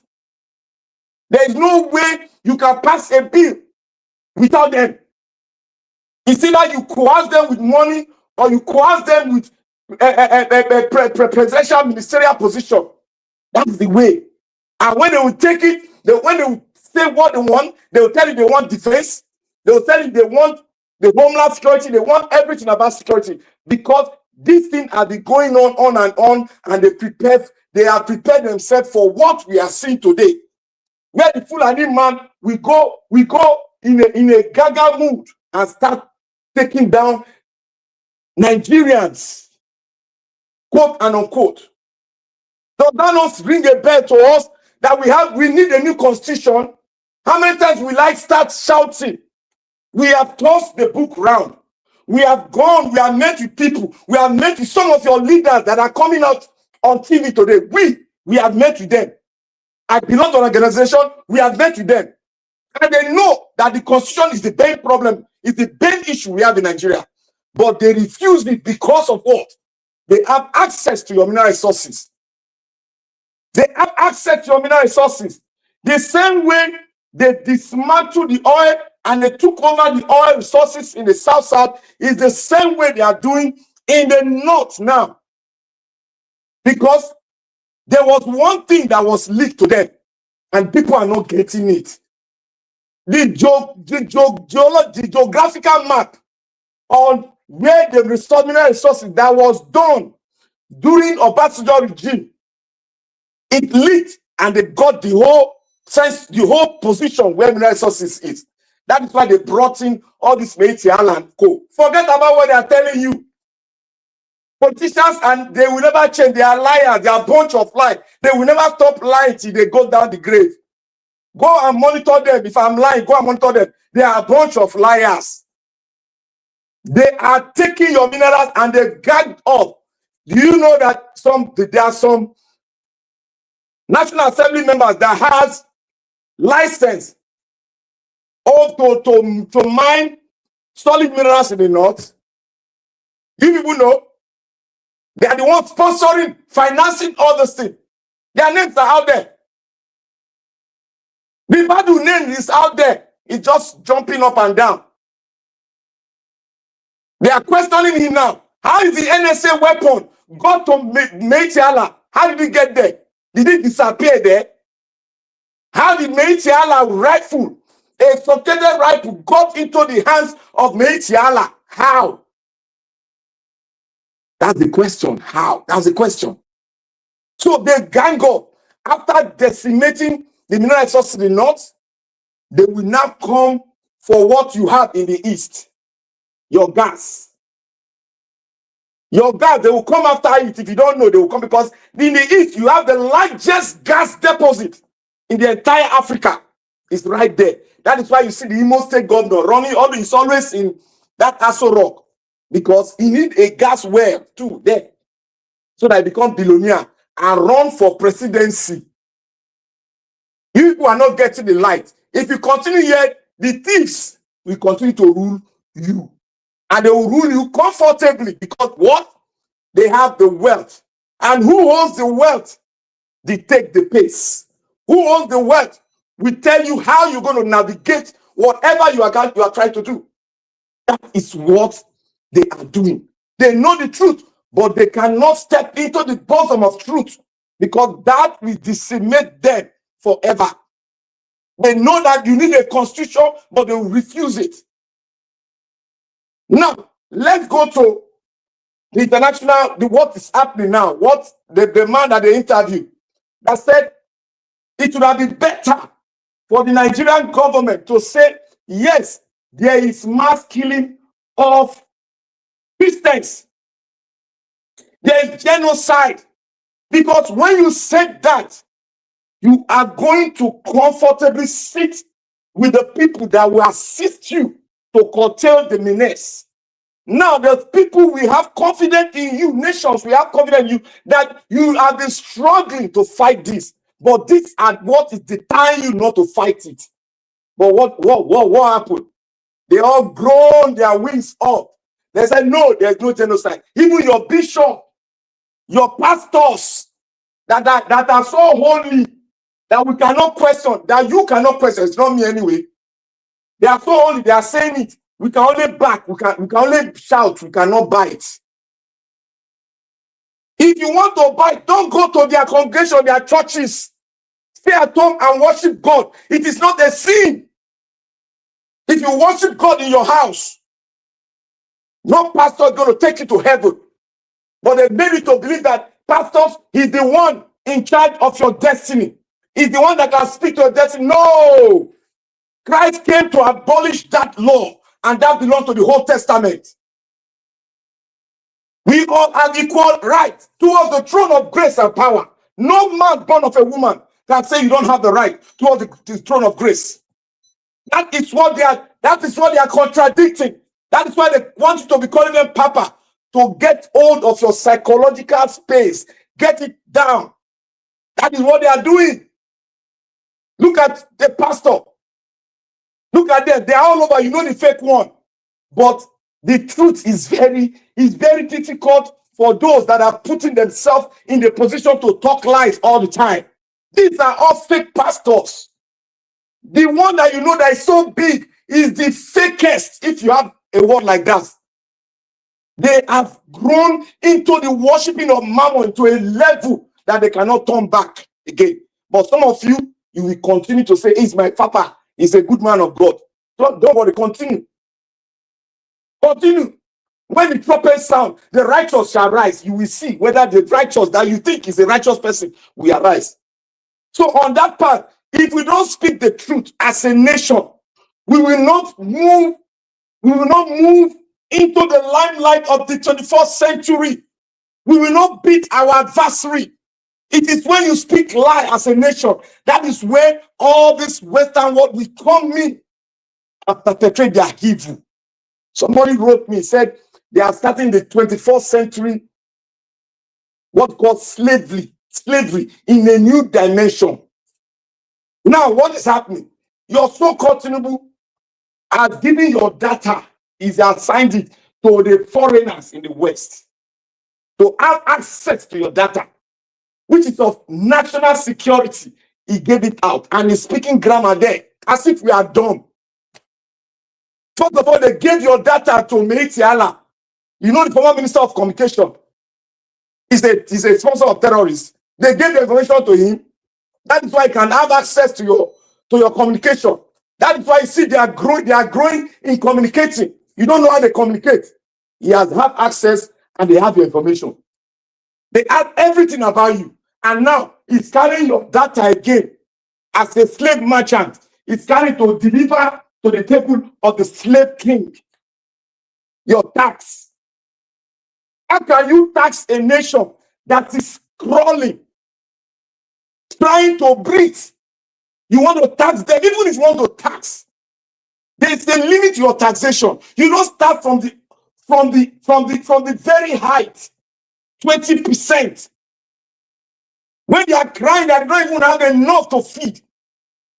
And your inflation is obviously 2 digits.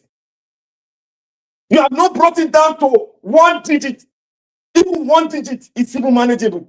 2 digits. And you are taking the 20% of their taxing them. And that is not the only tax of your salary. They are going to tax everything you buy. That money you have. After taxing your salary, they will not tax the money you pay, you used to buy your gari and rice. They will tax it. They will tax it, my brothers and sisters. They are just playing games on your mind. It's going to start by January, and your data is in the hands of the West. If they want to take us anytime, they can take us. They know where you are. That is it. They know everything about you. When we call for a national ID card, what did they do? 3 months later, they killed a man from the West. Am I lying? He was killed. It's not Black Panther saying it. It's on record. Up to now, they've not found who killed him. So what are we saying? My brothers and sisters, I will stand my ground. I will continue to preach this. We, in the 21st century, the Gen Z should hear me well. If you don't have a new document, your country will sink and you'll be recolonized again. Don't think that Nigeria cannot be recolonized, because you know what the man said.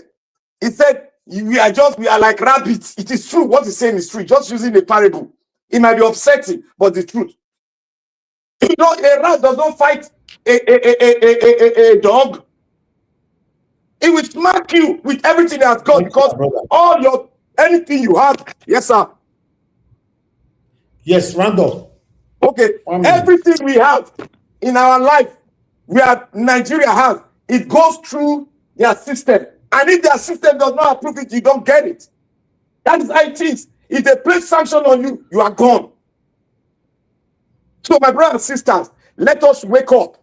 Let us rise up. The pain of our problem is to tear that document and have equal right and access to the throne of power in that country.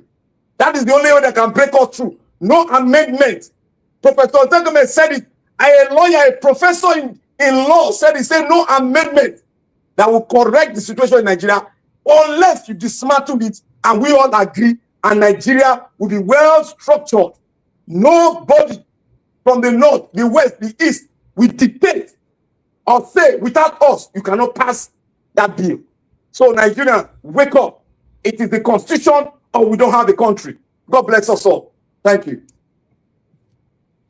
Thank you so much, my brother Black Panther. God bless you for that wonderful submission. I just hope that many of us will learn. 2027 is still kind of far away, but the way things going on right now, it doesn't look like, especially if you're in Nigeria, you will understand what I'm saying. It doesn't look like Nigerians are ready yet, except miracle want to happen. Maybe they have something in mind they are keeping. They are just patiently waiting for 2027. But for me, with what I'm seeing, I hate speaking negatively. To be honest, I hate it. Every other political parties need a supernatural force to remove Tinubu in 2027. I'm telling you, as for the people, I don't think they can. So I would rather rely on the political parties, except the people surprise me, like I said, except they surprise me, But for political parties, because I would have been mentioning one now, I'm not sure where Peter Obi will be coming out from, but let me just say political parties, maybe ADC and one or two others. Yeah.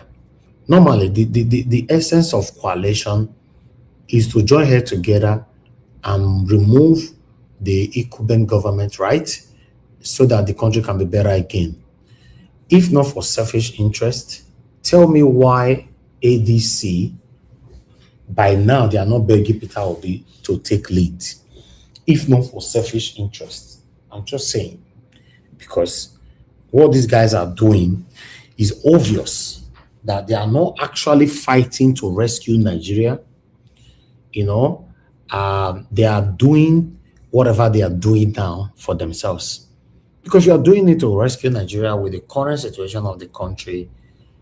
You should be able to come and be united and know the right person that you all will stand behind, that will take Tinubu out of office.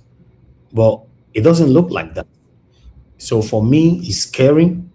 People that looks like everybody's fighting for themselves. Amishi fighting for himself, Atiku fighting for himself, the other one, it's just crazy.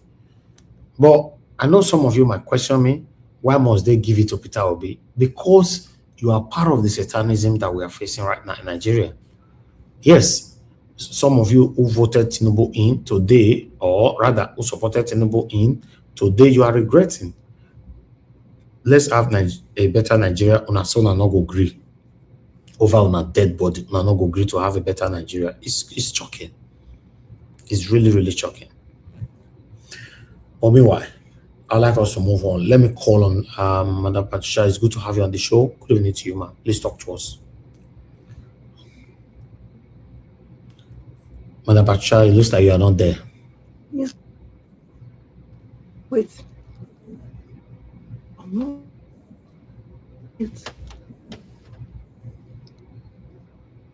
Madam Patricia, what's happening now? Hello. Sorry, I was not able to unmute. Yeah, but I'm actually busy at the moment. Good evening. I think the next person should continue. Oh, it's only black pattern there. Okay. Yeah. Okay. Okay, if you are busy, that's fine. If you are busy, that's fine. You can come back if we are still here. Thank you very much, ma'am. Okay, thank you. Like I was saying, my people, it's just something that we cannot take in this country. If the Nigerians are ready, you don't need to remind them of anything. 2027, by now, we're supposed to be using the sync already on the screen, on any platform where we belong, anywhere we do. By now, we're supposed to be using the sync. But unfortunately, if you see what is happening right now in Nigeria, you can see on your own that these people, they are not syncing with it at all. There's a video that I would like you to listen to. Maybe this video might shock you, because for me, I was touched. A girl who traveled all the way from abroad to Nigeria, and he went to another African country first before coming to Nigeria. When he got to Nigeria, he was so disappointed. Then that was not all. How this getting break down, on a broadcast, how he started crying, that why are we suffering like this? Why our government doing this to us? This is part of the things that we're saying every day. Is really, really crazy to know that majority of Nigerians are not talking about these things. What is trending right now is Davido visited one guy's live show. That's what is just trending right now. Nigeria got carried away now. These guys, are they actually aware? Because it looks like politicians are not capitalizing on our stupidity, because they already know that we are stupid. Most Nigerians don't know their left or right. Watch this video, guys. Who had the opportunity to leave Nigeria for the first time in her life, and she went to South Africa. So she didn't even travel overseas. To me, there's a difference between traveling abroad and traveling overseas. She went within Africa, and the country she went to was South Africa. She came back and she just crashed out. Let's watch the video together and let's speak about the video. For the first time in my life, I stepped outside of Nigeria. I went to South Africa. I've not gone to the US, I've not gone to the UK or any other place. I went to another black man's country. And before now, I'm not even going to lie. Okay, yeah, sorry. She left Nigeria to visit another African country, not from the US. Sorry. I saw South Africa as just one another, African country. Even though I've never left my country, but I always look at it like with one like small eye that okay, let me just leave the borders, And guys, that country is not our mate. And see, let me say this right. I did not even go past Johannesburg. I was in Johannesburg throughout the time. I spent all my stay there. I was in that country to the extent that at a point I started asking myself that am I still in an African country? Because I don't see all these beautiful places online. I don't see it. I only see people talk about Cape Town, Cape Town, Cape Town. Maybe that's why. And even the Cape Town, I see, okay, I just see some nice places. My belief is that, there are some really bad places, even though there might be. But that country works, guys. See, that country works. See, I don't compare my country outside. Whenever I tell people, I'm Nigerian, and they try to talk shit, I defend Nigeria like say, you can't say just anything you like about my country while I'm there. Because I love my country so much, and that is why I would never be illegal anywhere. No matter where I go, I would always want to come back home, guys. I would always want to come back home.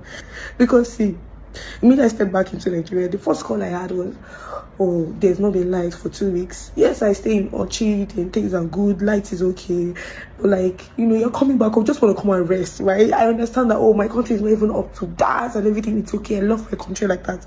But imagine you're stepping down and the first news you hear is about, there's been no light for 2 weeks. And it just dawned on me that I have so many things inside the fridge. So many things inside the fridge that I thought that, I'll come back home too and everything has gone bad. I mean, I got to the airport, I started redirecting my head. Where can I go this night? Because I cannot go home. There's so much sadness, saying, another African country doing so well, and then coming back home, even though I'm regardless, I love my country, but then you're coming back to that kind of news.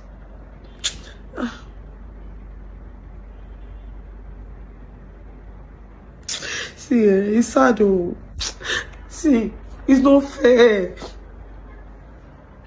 So, you see, the truth is, most times, right, when you don't have the opportunity to go see what it is happening in other places, yeah, you might end up being one of those people that will be cheering evil. You're going to be saying, yeah, this one is doing good, this one is doing good, but there's nothing for you to compare with. And that's why you would always continue to stand for what you think is justice, but is actually injustice, right? She just went to South Africa. God knows, I've been to, the first time I went to South Africa in my life, and it was the same Johannesburg, right? The first thing I asked myself was, hey, wait, are you sure it's the same black skin I have? That this my fellow Africans also have. She's speaking about, she didn't go to Cape Town. Apparently Cape Town is even better than Johannesburg, right? But it's still within Africa. She's not even been to Europe. She's not even been to Dubai. She's not been to, see, when I first went to Dubai to MC a wedding a couple of years back, I went there and I thought I had died. I thought I went to heaven mistakenly. But the only reason I knew I was not in heaven was because at the time I was still living in sin, right? So I knew that, come on, what do they have here? Now we don't have. As a matter of fact, we have way more. But the truth is, we have people who God knows are more wicked than anything devil stands for. That's why a guy on Twitter would wake up one morning and say, Nigerian politicians are the most wicked people on earth. But in my opinion, I don't think it's politicians. I just think that the average black man is full of wickedness. This is my belief.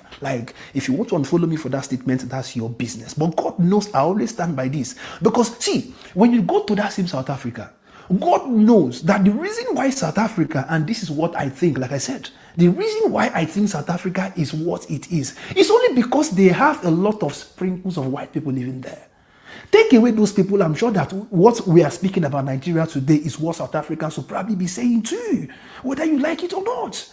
All of you are saying, a lot of people would always argue to say, do you know what white people did to us? The difference between the white man and the black man is the fact that the white man steals from people to come make their community better. But what does the black man do? The black man goes and steals from everybody, including his fellow black man, to make himself and his family rich. That's the major reason why we see what we have in Nigeria today. In year 2025 in Nigeria, we are still speaking about clean water. The first lady of Kwara State, or the former first lady, I don't know which one it is, she said 22% of Nigerian hospitals don't have clean water. Only 12% of these 22 have clean water in the maternity ward. Shocked to discover that only 22% of Nigerian hospitals had clean running water and soap. Wow. And of those, only 12% had the clean running water and soap in the delivery room. God knows that my first master's degree that I finished in 2016, I worked on maternal and neonatal mortality in Nigeria. I did the whole primary qualitative studies. The evidences are there. What I found in some Nigerian hospitals, what I saw was an eyesore. But let's continue watching the video of this lady. There's some of us who would do anything just to be here. But this kind of, with the way everything is going, we are not even talking about the justice system. We're not talking about the safety issue. Some basic thing like light is not fair. It's also frustrating. When I was leaving the airport, I met my fellow Nigerian man there. And he was saying, share you see the wickedness that our government put us through. These people go to these places, they see how great they are doing. They see how great they are doing, and they come back home and still use all their hands to eat. Even if you want to eat, like, must you eat everything? Must you steal everything? It's not fair. It's not fair. Live small for us. It's not fair. You guys go to all these places, your children are there, they go there for holidays. It's not fair. It's not fair. It's not fair. It's not fair. Some of us don't want to be anywhere else besides Nigeria. It's not fair. It's not fair to go outside and see how well people are doing and still come back home and eat all the money. It's not fair. You see, her own now, she's gotten to the point where she's now saying, please steal, but remain small for us. Like, steal and, let us still partake. Let us enjoy. This is our national cake. This is all they are begging for. Listen, the reason why I said this is not a political issue, this is actually the mind of a typical black man. I was watching a video online the other day of a girl that went out on a date with a wealthy guy, and this wealthy guy was saying that I pay my gate man 30,000 naira a month. Is that not wickedness? 30,000 naira a month to the guy who looks after, he literally looks after your property. See, you guys don't understand yet. This whole thing about Nigerian politicians, it's not, for me, it's the heart of a typical black man. That's the reason why you go abroad. You are seeing Nigerians reporting Nigerians to the UK border so they can deport a fellow Nigerian. Where does that happen? The white man, they don't think about just me and my family. They are thinking about, okay, how do we make this playground safe for our children to play? But the black man will think, how do I make this playground safe for my own kids? This is different between the white man and the black man mentality. The black man is wicked. I've experienced things that would make that. Listen, you cannot convince me otherwise. Okay, this particular man here, I saw a comment from Mr. Johnson Emmanuel saying that you would like to know who that man voted for. I concur with you. I wish I will get the answer as well, because this guy, is a comedian, but I cannot say I've seen any video from him before criticizing any politician that is impoverishing Nigeria. For example, APC have been in power now for the past how many years? 12 years or 13, right? If I'm not mistaken. I've never seen this guy criticize them one day. But if you also check what he's saying, there's facts from some of the things he's saying. But there's so much biasness as well in his submission, right? Okay, 10 years. Thank you very much, Sky Eagle. God bless you. They've been in power now. The biasness that I noticed is this: from beginning to the end of that long video, that was about 8 minutes long video, this guy did not mention the current government in power. He did not mention nobody's name. You know what that means? Whenever you see people complaining like this, right, and they are being careful and sitting on the fence, don't take their words. Yes, in most cases, their plight, they are pouring it out because it's not working for them. But if you check it deeply, they voted for the same people in power right now. As I saw Mr. Johnson Emmanuel's comment just now, I said, wow, yes, I will ask the same question. Who do you voted for? Why can't you just come out like Mr. Emeka did here? I supported Tinubu. Back to back, he's criticizing Tinubu now. But he's still telling you he supported Tinubu. Right? I like people like that. For me, I supported and I'm still supporting Peter Obi. Naija Watch. And he's still, yes, sir. Sorry for stopping you. He's still a card carrying member of APC. Put down and join them.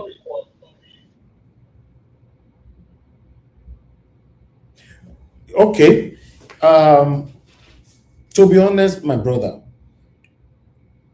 like I was saying, Oga supported Peter Obi, he still supported Peter Obi.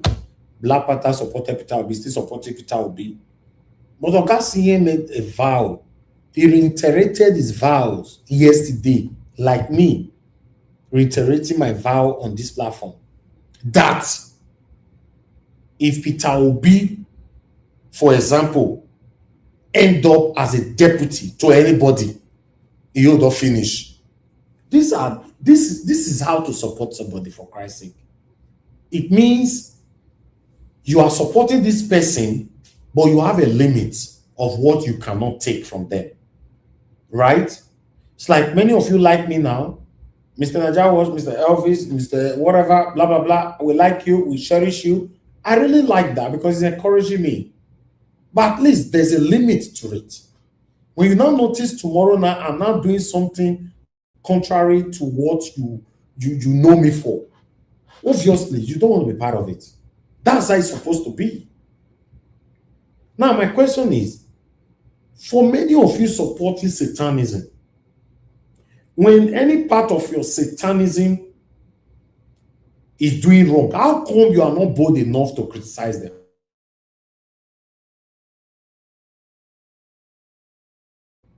How come? Either una go wrong,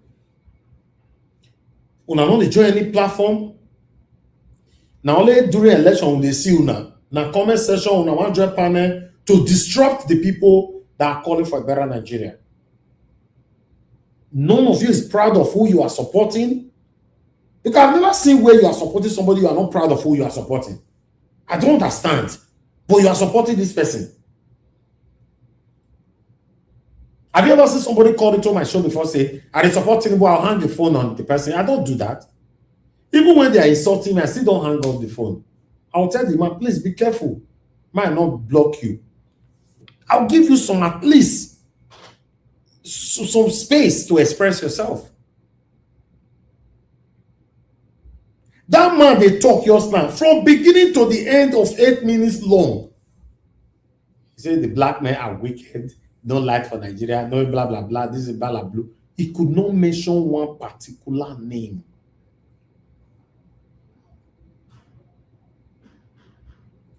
It's very sad. I'd like us to move on. Oga CM, thank you, sir, for coming in. Please talk to us, sir. Good evening to you. Thank you. Thank you, Naija Watch.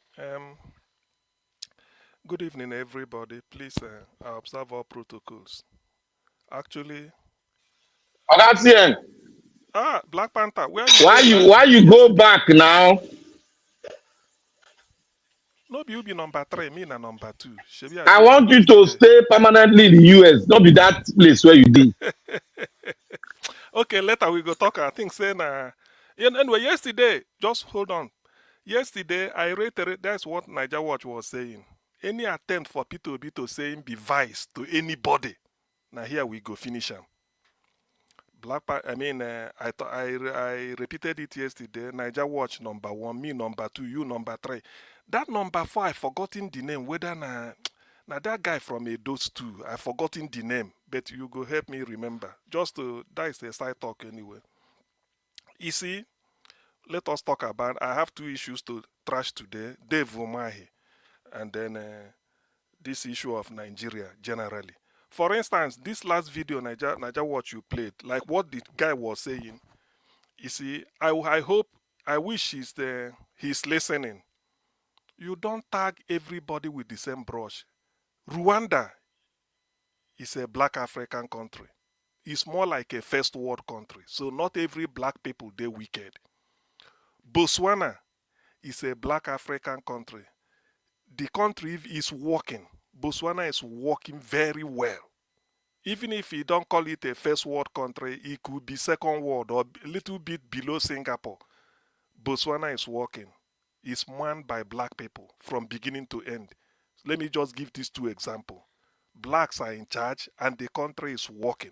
Working in the sense that less corruption. Botswana still send their people to come to the UK and study. When they finish, they go back home and then continue working. If they send them here, they know how much they are giving. There's no corruption because I've encountered a lot of them. Anyway, let me leave these 2 countries. So, to that extent, whatever that guy is saying, I have to poo-poo it. It's not being honest. If you can come out to criticize, I don't believe in holy condemnation. Point somebody and say this is with, so that we know where you stand. But that is by the way. So, coming to Niger Watch, let me reference Black Panther. Black Panther said Nigeria is not a country. Jonathan said Nigeria is not a normal country.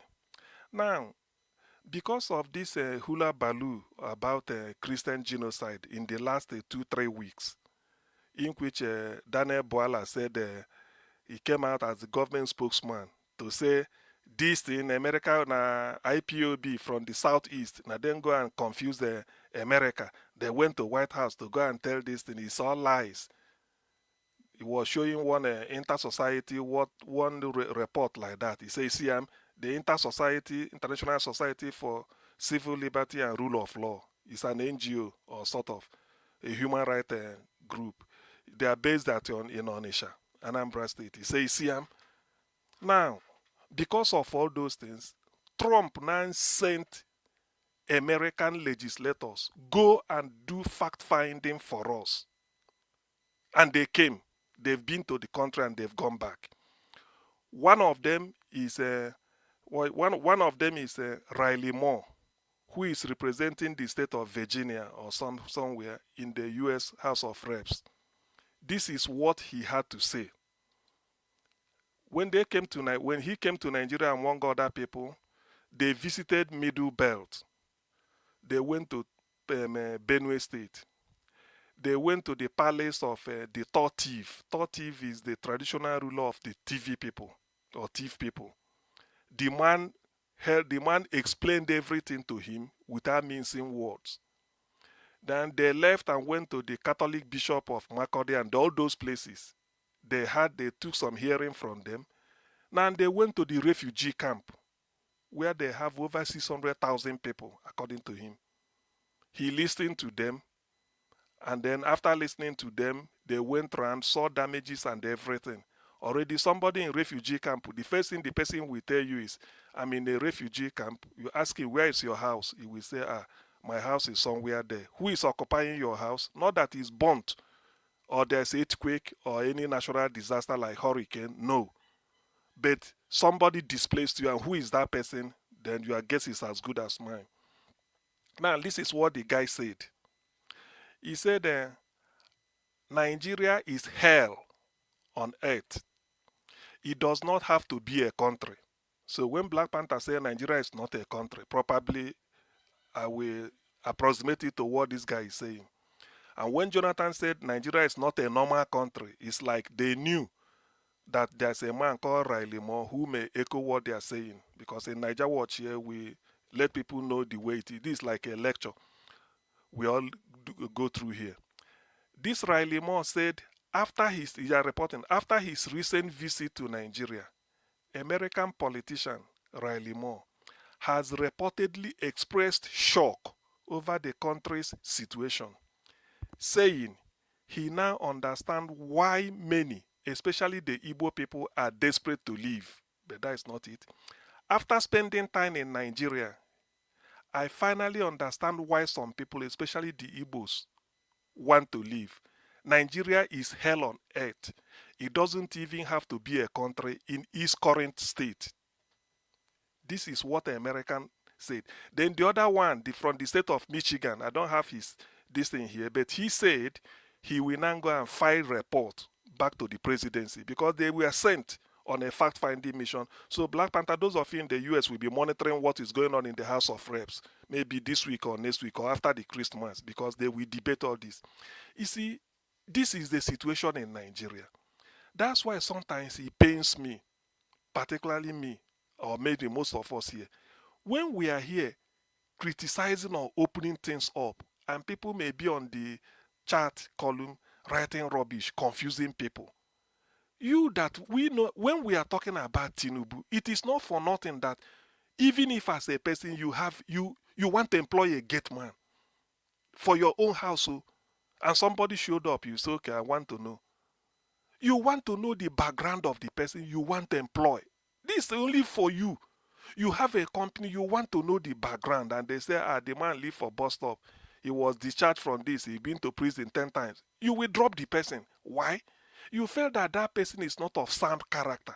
Then why then do you like to bring a criminal and then support him as a president because of tribe? Today, Tinubu is a Yoruba man. The Yorubas are not better off in Nigeria today than the Igbo, than the Edo people, than the Chekiri, than the Urobo. They are not. Forget about Tinubu may give the entire 100, about 98 position to top Yoruba. It's a lie.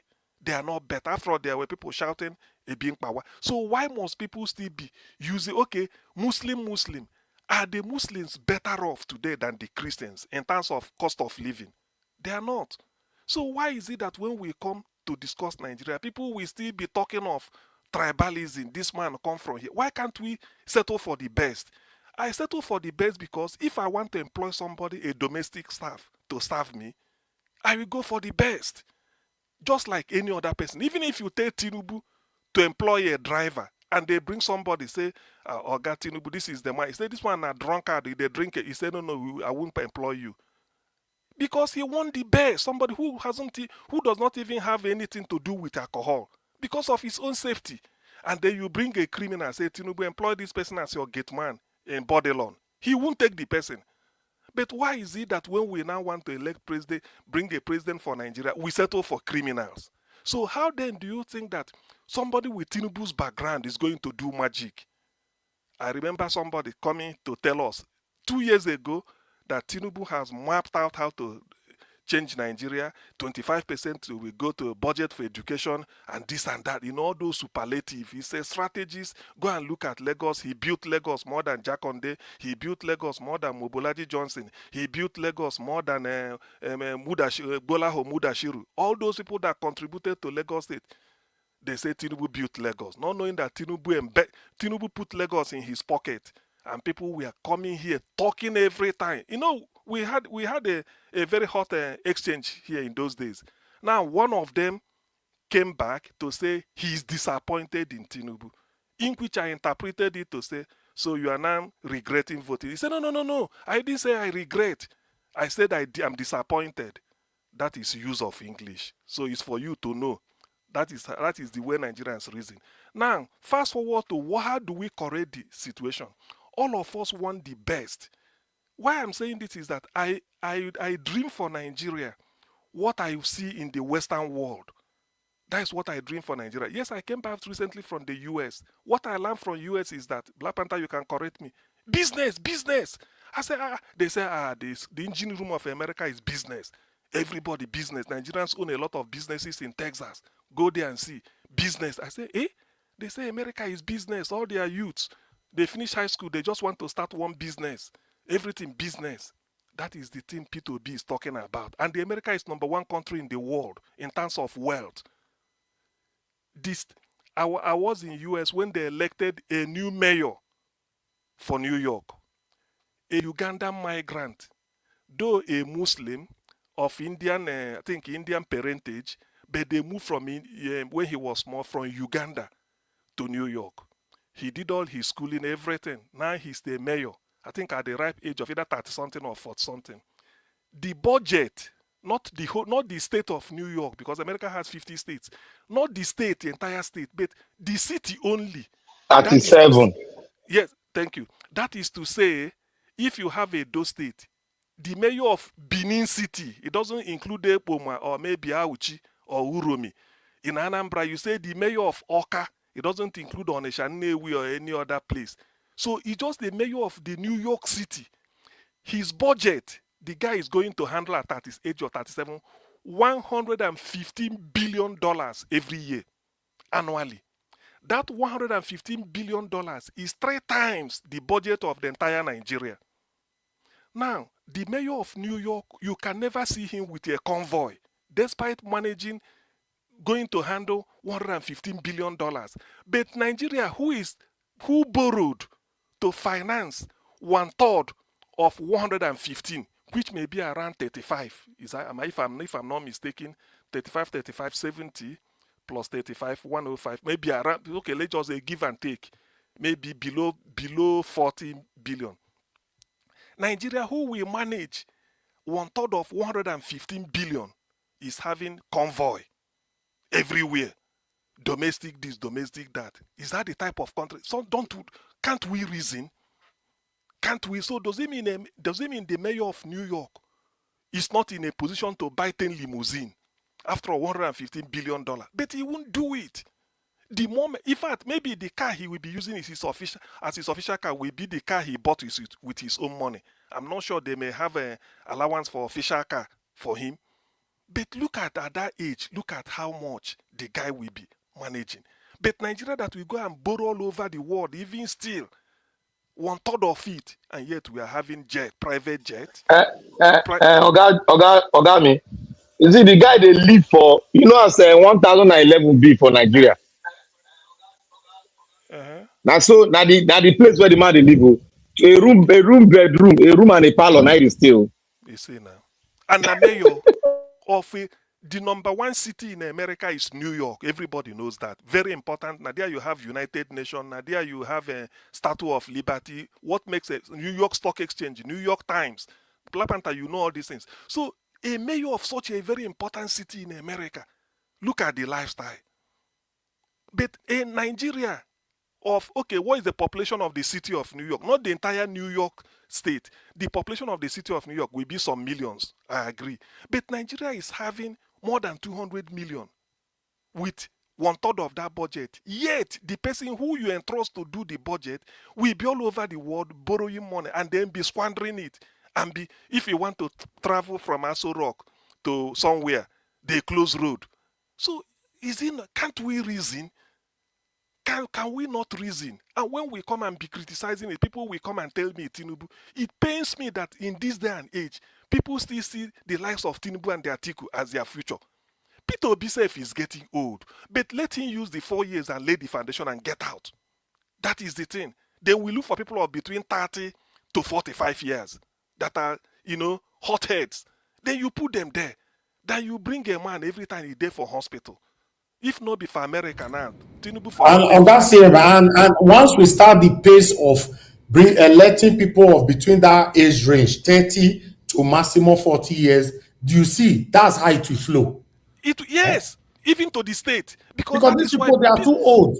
That's why Peter Obi said by 2027, if he go resign, he go just retire.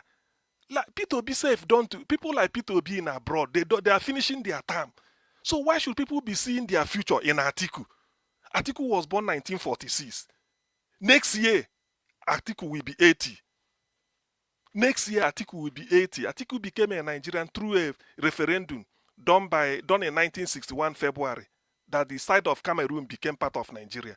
So how can somebody be living abroad and be seeing the future of Nigeria in Atiku of 80 years? Okay, even if you want to see, what did Obasanjo say about Atiku? Written in black and white. Greeting him till today, Atiku has not even, because Obasanjo is still alive. If Atiku dare dispute anyone, Obasanjo will come up with something. After Obasanjo said, if I had supported Atiku with what I know about him, God will punish me. Look at, yes.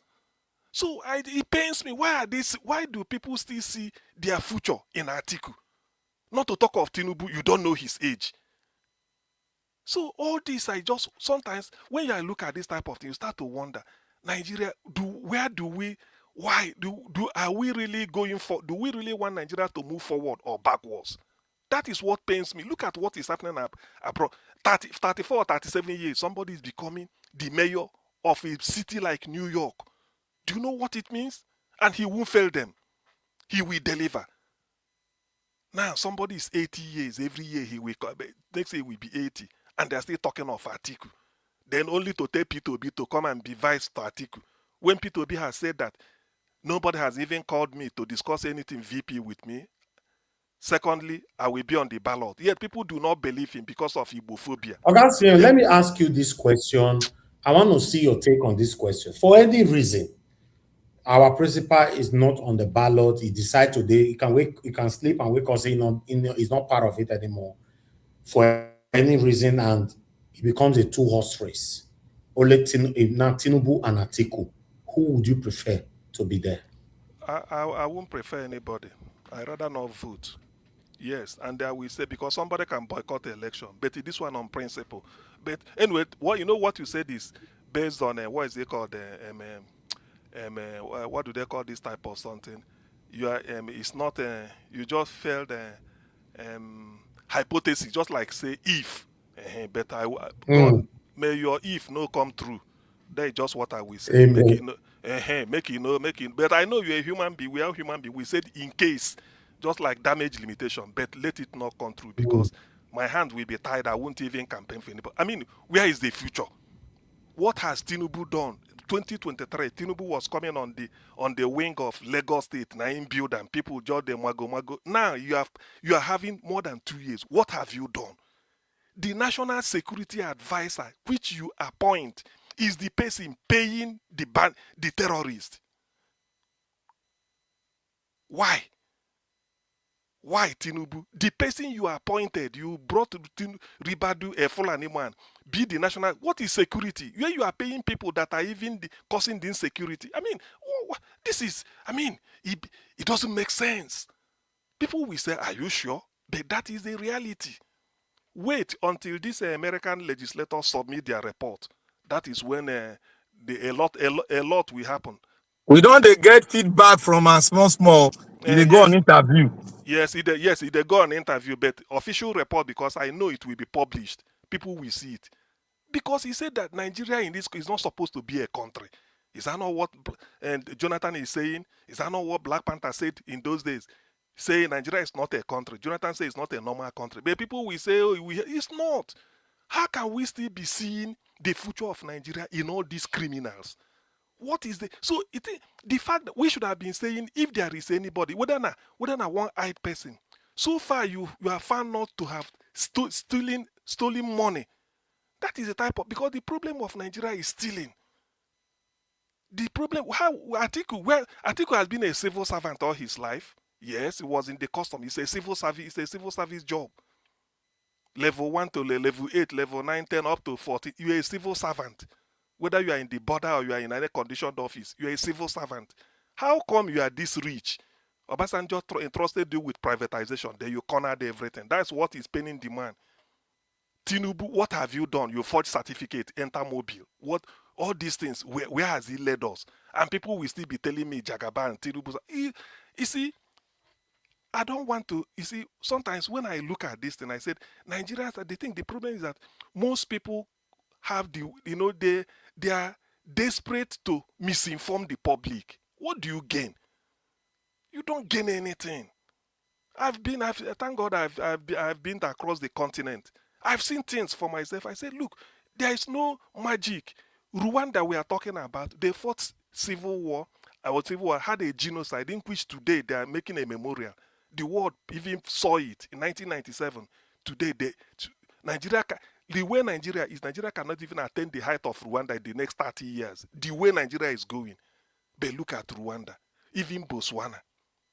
These are country. For those who do not know, the former Chief Justice of Botswana is late Justice Timothy Akiola Agoda. In those days, they don't have law graduates that can man their judiciary. They come to Nigeria to come and say, Nigeria, give us people. The former Chief Justice of Botswana is Justice Timothy Akiola Agoda, former Justice of Western Region, and former Chief Justice of Ondo State. Go and check me out. Because they will go there and lay foundation for them. Now, Timothy Akiola Agoda laid foundation. Now, look at the Nigerian judiciary. The former Chief Justice of Uganda, Wana Acholono, Justice Egbert Ududoma of Supreme Court, was the former Chief Justice of which country was that? I think either Uganda. This were the way they all go.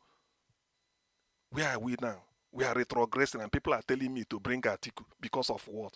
These are the people that are sponsoring. In fact, by the time the killer list, like I had, is released by Washington, you find out that all these Pantamio, Nuhu Ribadu, all of them, Erufai, these are the sponsors of Boko Haram. They invited them.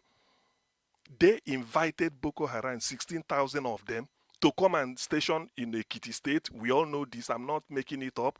In Kaduna State, in Zamfara State, in Borno State, I think in Sokoto State, and they die in Nasarawa or somewhere, in readiness, so that if Jonathan failed to relinquish power, then go shell everywhere. Jonathan saw it, and then look at where we are today. So when people are discussing about Nigeria, please, you ask yourself, if you have a company, who do you want to be the managing director of your company or the manager or anything? If you feel it's a crook, well, keep supporting Atiku. But if in your own personal business, you don't want to employ a crook because the person will steal your money, then why do you wish that type of person on Nigeria? A Muslim friend I had used to tell me, he said, it's written in the Quran that you are not a good Muslim until you wish for others what you wish for yourself. In Christian, the Bible, it's written that love your neighbor like yourself. So if you know how you love yourself, love your neighbor like that. But in Nigeria, we don't practice it. Now look at where we are. Which brings me to this Dave Umahi issue. You see, for those who listen to Dave Umahi, I want to make one plea. If you hear Dave Umahi talk, please always quote, say, Dave Umahi said, I will forgive you. But I don't want people to say in future, they say Igbo leaders. It's not an Igbo leader. It's not an Igbo leader. We know during the civil war, during the pogrom, there were a lot of contaminated blood in Igbo land. We know. That's why Nande Kanu keep saying, if we get our Biafra, there will be DNA. Because Fulani fathered a lot of children in Igbo land during the war. Because of hunger, they took so many of our ladies, kidnapped them, and then they know, some of them, you see the way they are talking. How can an Igbo person be saying that marginalization has ended? Meanwhile, where Dave Umahi was making reference to was a discussion on a rise between Oji Ojineke Okpe, Ruben Abati, Ayo, and Rufai Oseni. He just conveniently quoted a thank Ruben, a thank this thing.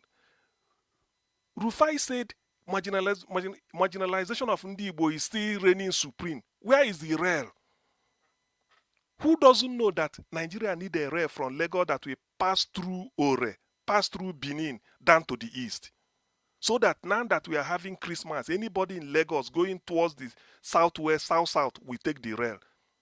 The Yoruba people in Lagos, if you are going to Ibadan, there's a rail for you. Even up to Niger Republic, but they didn't do it. And Dave Umahi is there. He doesn't know it's marginalization. And he's still talking, we've gotten it all. What did we get? How many Ndibo are ministers in Tinubu's government that he's praising? When Ogun State is having 4. How many Ndibo are ministers? He's not ashamed, and he's still openly talking rubbish. You see, that is what we are saying. Please, next time, anybody listening to people like this, Joey Ibokwe, Ojo Zokalu, please, and Dave Umahi, their likes. Don't just say these Igbo politicians is okay, but don't say Igbo leaders. If you must associate people, if you want to have respect for Ndibo and say leader, use Allen Onyema. everybody, people will clap for it. Say Igbo leaders like Allen Onyema, the only Father Christmas I've ever seen in Nigeria, use Allen Onyema. We know why.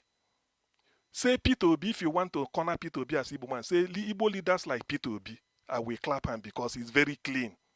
Not when you go, you bring the most stupid and the most wicked. Imagine somebody praising Tinubu.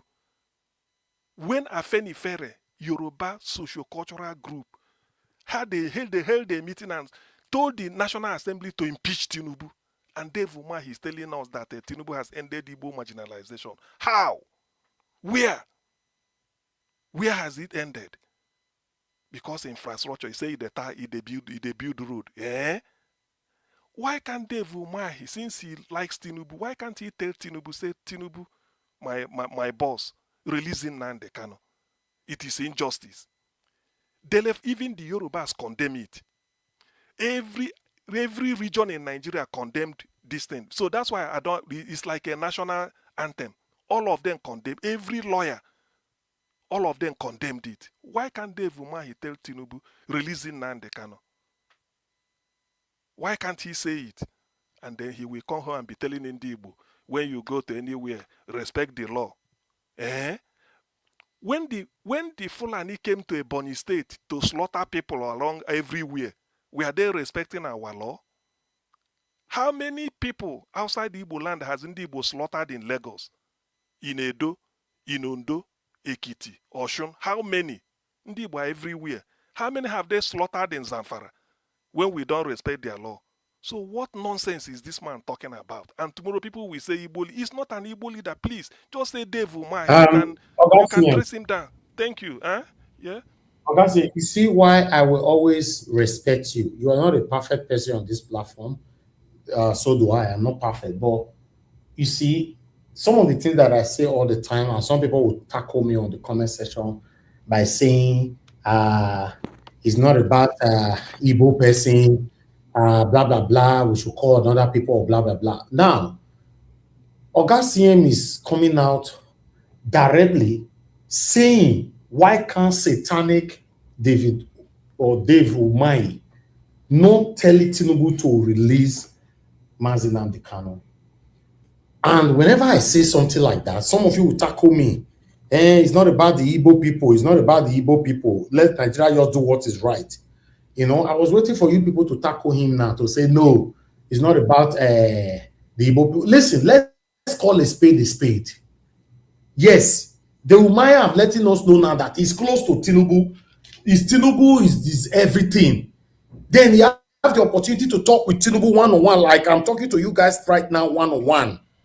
Why can't he? And even on the video that I played just now, he was saying that nobody should bring the issue of Biafra. It will destabilize or disrupt this government. No, not here. I beg. Go ahead, sir. And anybody can come in. Okay. Let me put a word there. Let me put a word there. I don't ready. Yes, sorry, before you come in, let me put a word. You see, thank you, Naija Wash, and God bless you, my brother, doctor.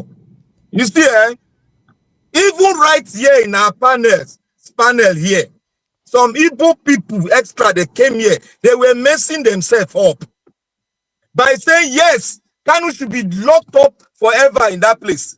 That I'm still a card-carrying member of Satanism, Satanic APC, a renowned terrorist party that they were claiming in Canada. A judge pronounced it.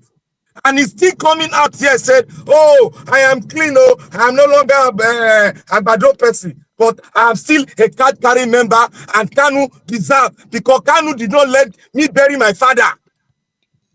Can you imagine such word from an Igbo extract personality who call himself a prince? Thank you. Let me forget about kingdom. Igbo, we know they do kingdom. We know of Bini kingdom and maybe or your kingdom. Igbo know okay, Inri kingdom, but it has gone. We are Republicans. So somebody telling you is a kingdom of this, all those ones. Now, anyway, let me not digress. So back to Dave Umahi. If you are telling Tinubu to release Nnamdi Kanu, Afenifere have sat down after their meeting. Who is more Yoruba than Afenifere? And told Tinubu to release Nnamdi Kanu that the man did not do anything. It's on record. I don't come here to lie. I only come here to tell people what they've already known and use it to make my point. What's the name? Pan Niger Delta Forum of Edwin Clark, they rose up from their meeting, that is the whole of staff, and said, release the man. Ohaneze said it. So when Dave Umar, if you are saying that, you are not making a mistake. Why not say, look, release this chap? After all, Yoruba, even forget about one or two Yoruba people may be celebrating, and that's why I don't generalize. But as long as Afenifere has spoken, I believe that is the mouthpiece of the Yoruba people. So they don't support injustice. So why can't Dave Umahi start from there? He just talking. These are the type of contaminated blood we have in Igbo land. So please, I'm begging, whoever want to be commenting on people like this, call them their names and trash them the way you want. Don't ever say Igbo leader, because when you say that, it has assumed that we have given him the mandate to come and speak for us. He is not. It's after his pocket. He doesn't want to go in cabinet reshuffle. I don't care whatever he's doing for Tinubu, helping him to hide money, or all those nonsense they are doing with Chaguri and Chaguri. I don't care about that. But for such a man to come and be saying this type of nonsense, when you know that everybody here in Niger Watch cried, one day when I'm talking of Nnamdi Kanu, I tell Niger Watch, say, please hand over to us. You can go and you are too sober. You can't be on air. Is he Igbo man? But these are because when you see injustice and somebody is coming out to say Tinubu has integrated in the Igbo, it has finished what? This is even the worst. What of the houses in the Igbo built in Lagos? They are demolishing. Why not tell Tinubu? Say you are the former governor of Lagos State. Sanwo-Olu is your boy. If you call Sanwo-Olu and over a phone, say, Sanwo-Olu, I don't like what I'm hearing. Why are you demolishing all those buildings? I want it stopped. Henceforth, let us go through due process. Sanwo-Olu will stop. Why can't Dave Umahi as an engineer tell them? Ndi are losing their business billions in Mandelas, in Ojo Alaba. Even when the trade fair land is owned by Federal Ministry of Industries, it's not owned by Lagos State. Yes, if you say University of Benin is in Edo State, but that compound called University of Benin is federal. It's not Edo. It's not owned by Edo government. It's called federal. Anything federal owns in your state, it belongs to federal. That is the way I can explain it. Yet, Lagos State government is coming from behind it to come and be superintending it. It is not their own. It was given to the traders by the Federal Ministry of Industries or Trade and Commerce when the capital was in Lagos, because it is their own. Festac, if you are living in Festac in Lagos, it's not owned by federal government. It's not owned by Lagos State government. Festac is owned by the federal. It's a federal housing estate. So people should understand. Dave Umahi knew all these things. Yet he doesn't want to open up to Tinubu. Ndi Igbo senators left their thing, Peter Obi, and then Gbadebo Vivor led them. They went to Sanwo-Olu. They went to Alausa in the Ikeja to say, look at what they are hearing. They told them that the market was built on a waterway. Only for them to come into the district, there is not even 100 meters, 200 meters, no water. 300 meters from the trade fair market, no water. And everything was demolished. Why can't Dave Umahi talk to Tinubu? And he's trying to say, because he loves Ndibo. You see, please, people should, let me end it here.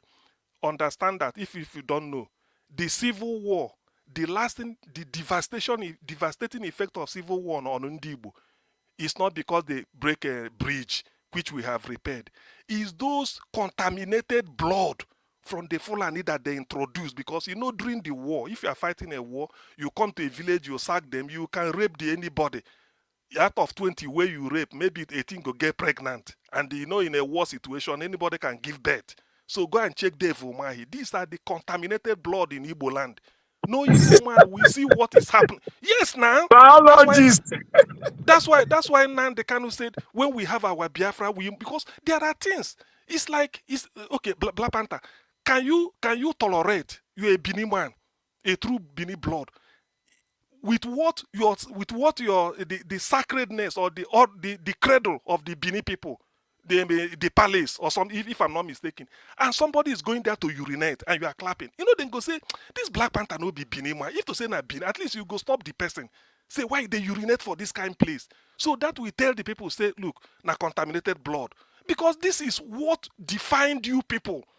The war they fought, and look at the mess. That's why things, They say Igbo can't agree among themselves. It's because of people like this. It's DNA in Igbo land before you go and marry. Then they make inquiry. Then I think other cultures are doing it. They want to know the family where you want to go and take a wife, or when their daughter want to marry into. If na family of mad people, then go say no. We hear say then they thief well. We hear say then they do prostitution there well. Then go withdraw. That's why then they ask question. Because before you know, I'm out of every 3-4 kids. Man go they I beg, cool misbehave. down for them. Cool down for them. Make I stop here. So Dave Omar, he's a typical example. Thank you.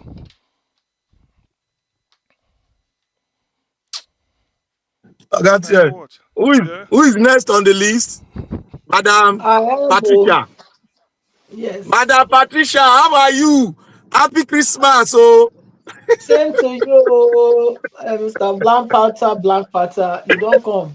Well done. Say our fight, they go far now. And make it go fast, you go good now. Make it the sweet, they go.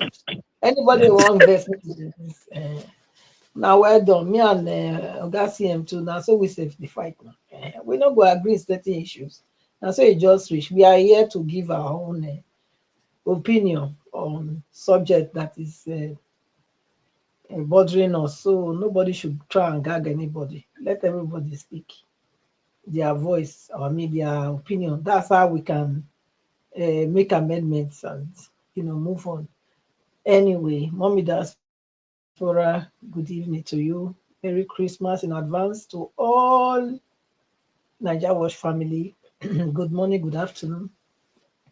From where you're watching us from, please like and share and hit on the $sign. Thank you, Mr. Elvis. Good evening. Yesterday I check tire. Now I can't sleep. I don't say you come outside, but I can't fall asleep now. So anyway, we thank God. Here we are today. And also my apology for my absence for the past few days. I'm very busy these days. Yeah, today I came a little bit early. That's why I'm able to join the panel. But anyway, thank you again for all you do. God bless you. Many things, actually. Many things. But I want to start with the fact that the upstream, downstream, petroleum, whatever is called, both of them will resign. This is this is something Nigerians They don't resign. They don't resign, no. Both of them. Better carry them go prison, no. They don't resign, both of them. Oh, that is now. That's both of them resign. I be the breaking news when we hear this morning now. Both of them resign. In fact, they don't already. Tinubu are appointing 2 new people to replace them, which are going to be vetted, and then, So this is, for me, this is the something that break the camel's back for me. If I was Mama, no vessel. Good evening. If they resign, they appoint. Which time they go take appoint for a don and data? Abi these two brothers. I know though these two families. They're not no human being not there. Which 2 brothers are you talking about? We be minority. Even not only 2 brothers, plus though which make us 3 family. They're not anybody. Your network is breaking. I don't understand. Odua. We know they inside Nigeria now. I mean, don't forget. I don't even understand where it's coming from. Ondo and Delta, we not in Nigeria. But that's not what is important right now. What is important for me, as far as I'm concerned, I'm not talking about positions now. I'm thinking about the game that they have been playing to get away with all these criminalities. And Nigerians are folding their hands as though they don't know what's happening. Who does it? That a civil servant will be paying $5 million. $5 million. Yes, for each child. Yeah, a civil servant. So, and now when Dangote came to expose them, their criminality in this kind of trusted Nigeria duty that Nigeria trusted them with, a civil servant, and then now they say they resign, just overnight. They resigned, both of them. Now Buhari appoint them now. Appointed, yes. Now Buhari appointed, yes, but they resign now.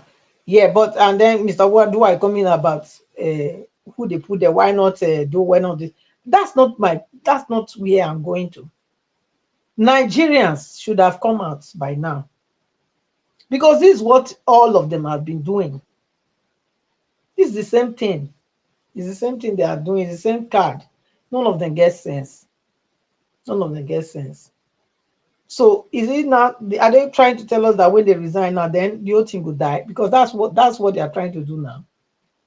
They won't kill the fire. So the best thing, let them just take them off, bring new people, so Nigerians will move on like usual. But I don't think it's time to move on. It's time to call to question, accountability of this so-called upstream and downstream petroleum, whatever people that Nigeria entrusts their future into their hands. So it shouldn't die there. EFCC should do their due diligence and prosecute them, because we want to know. I want to know how this thing will go ahead, because it doesn't make any sense now. Yeah. Not all the largest, extra largest that you be doing. We are talking about children's school fees when they are Nigerians in Nigeria, that their parents cannot pay school fees for. For that, they go hawking on the street. And even from where he come from, in the north, where this man come from, there's no schools there. There are no schools. That's what they said it now. That's what they said it. There are no schools there. So that is my concern. I'm not looking at who gets the position. That's not what I'm looking at. I'm far from that. But why can't I'm EFCC very, very far from that. why can't EFCC arrest the man? Why? Why? Now the children of the cabal in the north. What nonsense is that? And Nigerians are discussing other things. And Mr. Dua come here to tell me about why not appointing somebody from this and that. Is that how you see the whole thing? I'm really disappointed, honestly, because that's not supposed to be what you're supposed to be seeing. I for example, am grieved about the fact that there are many Nigerians that cannot afford, their parents cannot afford for them to go to school. And then we have one family who Nigerians have entrusted their resources into their hand, and then they are using it, they are wasting it on their children somewhere. Each child, $5 million a year. How many years was he paying those monies? For each child, he has four of them. And one just graduated from Harvard. That is only for the school fees, so not the upkeep. Okay? So what are we talking about? This is too much for anybody to bear. And the man that came out talking about Nigeria, black man. In fact, when Mr. Evans was playing that audio, his video, I said to myself, look at the one that is talking. Is he not black man himself? Because he was generalizing, like as though everybody is the same. Everybody is not the same. You can still use some or most of politicians, people that go into politics. Yes, you can use that. And besides, we also have good people, even they're not in politics, that they do good, which are blacks as well. And I thank God Mr. CN gave example of Rwanda and Botswana. These are also black nations. What about Abraham Traore? He's not a black man. And Rwanda. Why can't we be wicked like Rwanda? It's Or not a Kigali. black man. Not for Kigali. Yes, let's be wicked like So Rwanda. what Then are let we our talking country about? there What like about that. Abraham Traore that is turning his whole Uh-huh. country now into Exactly. a Or beauty Burkina country? Faso. Yes, A Burkina Burkina Faso. Faso.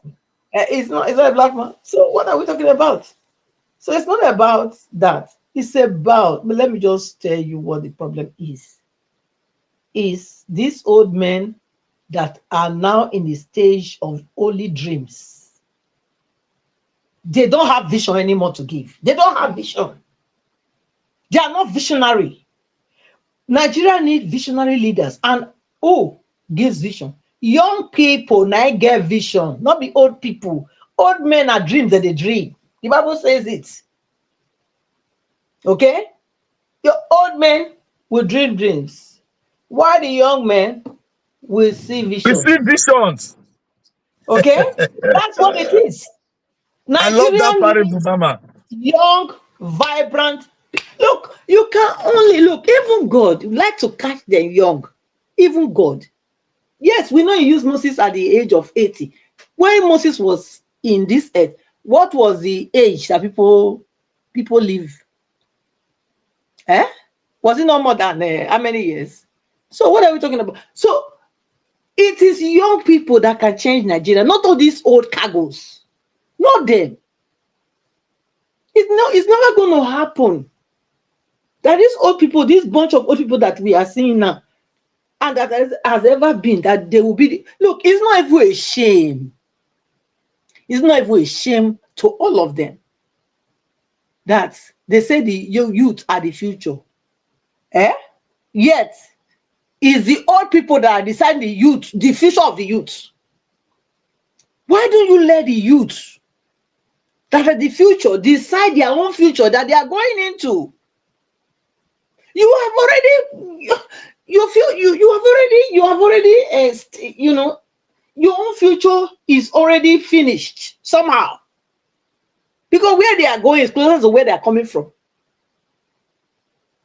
Okay, so if the youths are the future, let the youths be in charge of the future they want to have for themselves later, not you old people.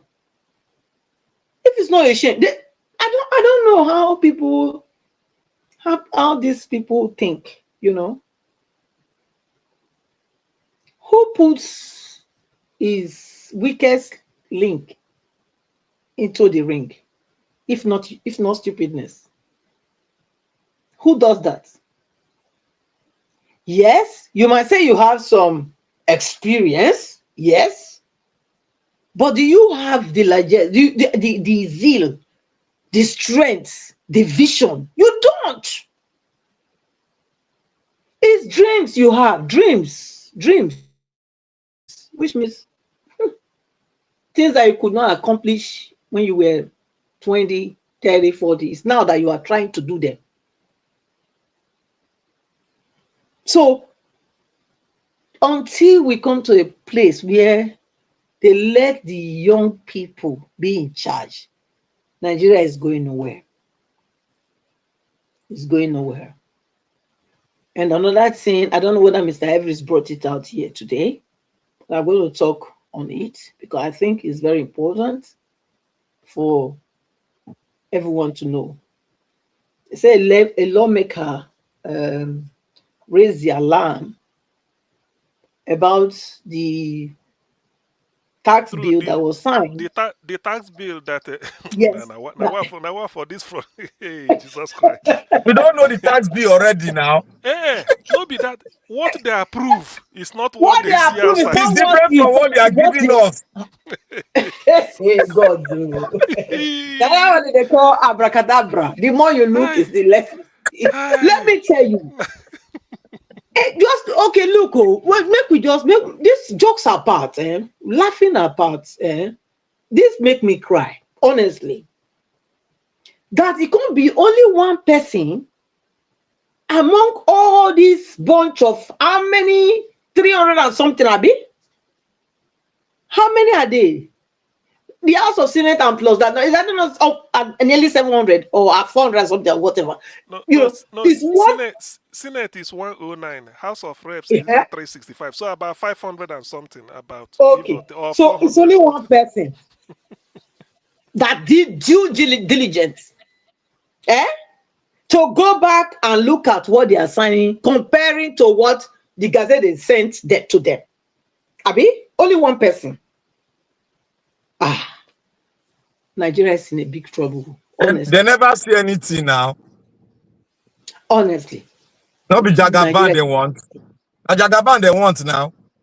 is in a big trouble. If you ask me, They say na French company. Now you go pay that tax. Na why they want French. to talk again now? He Okay, don't sign just them already. He don't sign them. They don't give them already. They don't sign the okay. MOU. And Nigerians are just folding their hands and keep quiet. I don't understand. Since when did this relationship with France and Nigeria start? Madam Patricia, give me just 1 second, please. You see that thing where it's signed. If you people can take your mind back in the French, the country French colonized, they route the money to their country and I route the money with interest back. That is what this man is signing, oh. That is what he's signing, oh.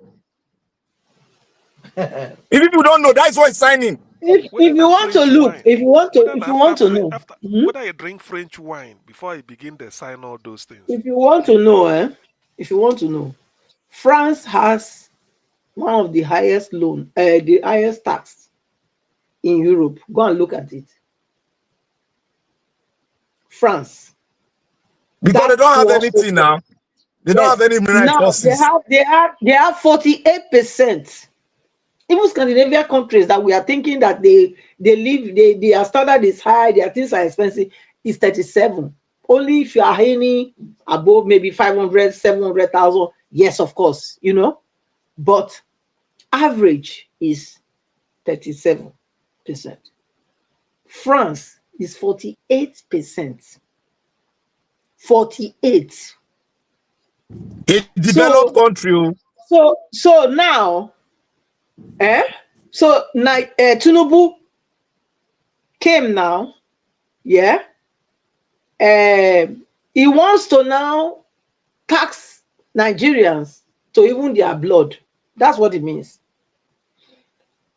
He can say not being cause the quagmire where they grant, fine. But what stopped him and the previous governors or people responsible, governors, yes, to probe any previous people that stole Nigeria patrimony? What stopped them from doing that? Because all of them, they have the same agenda.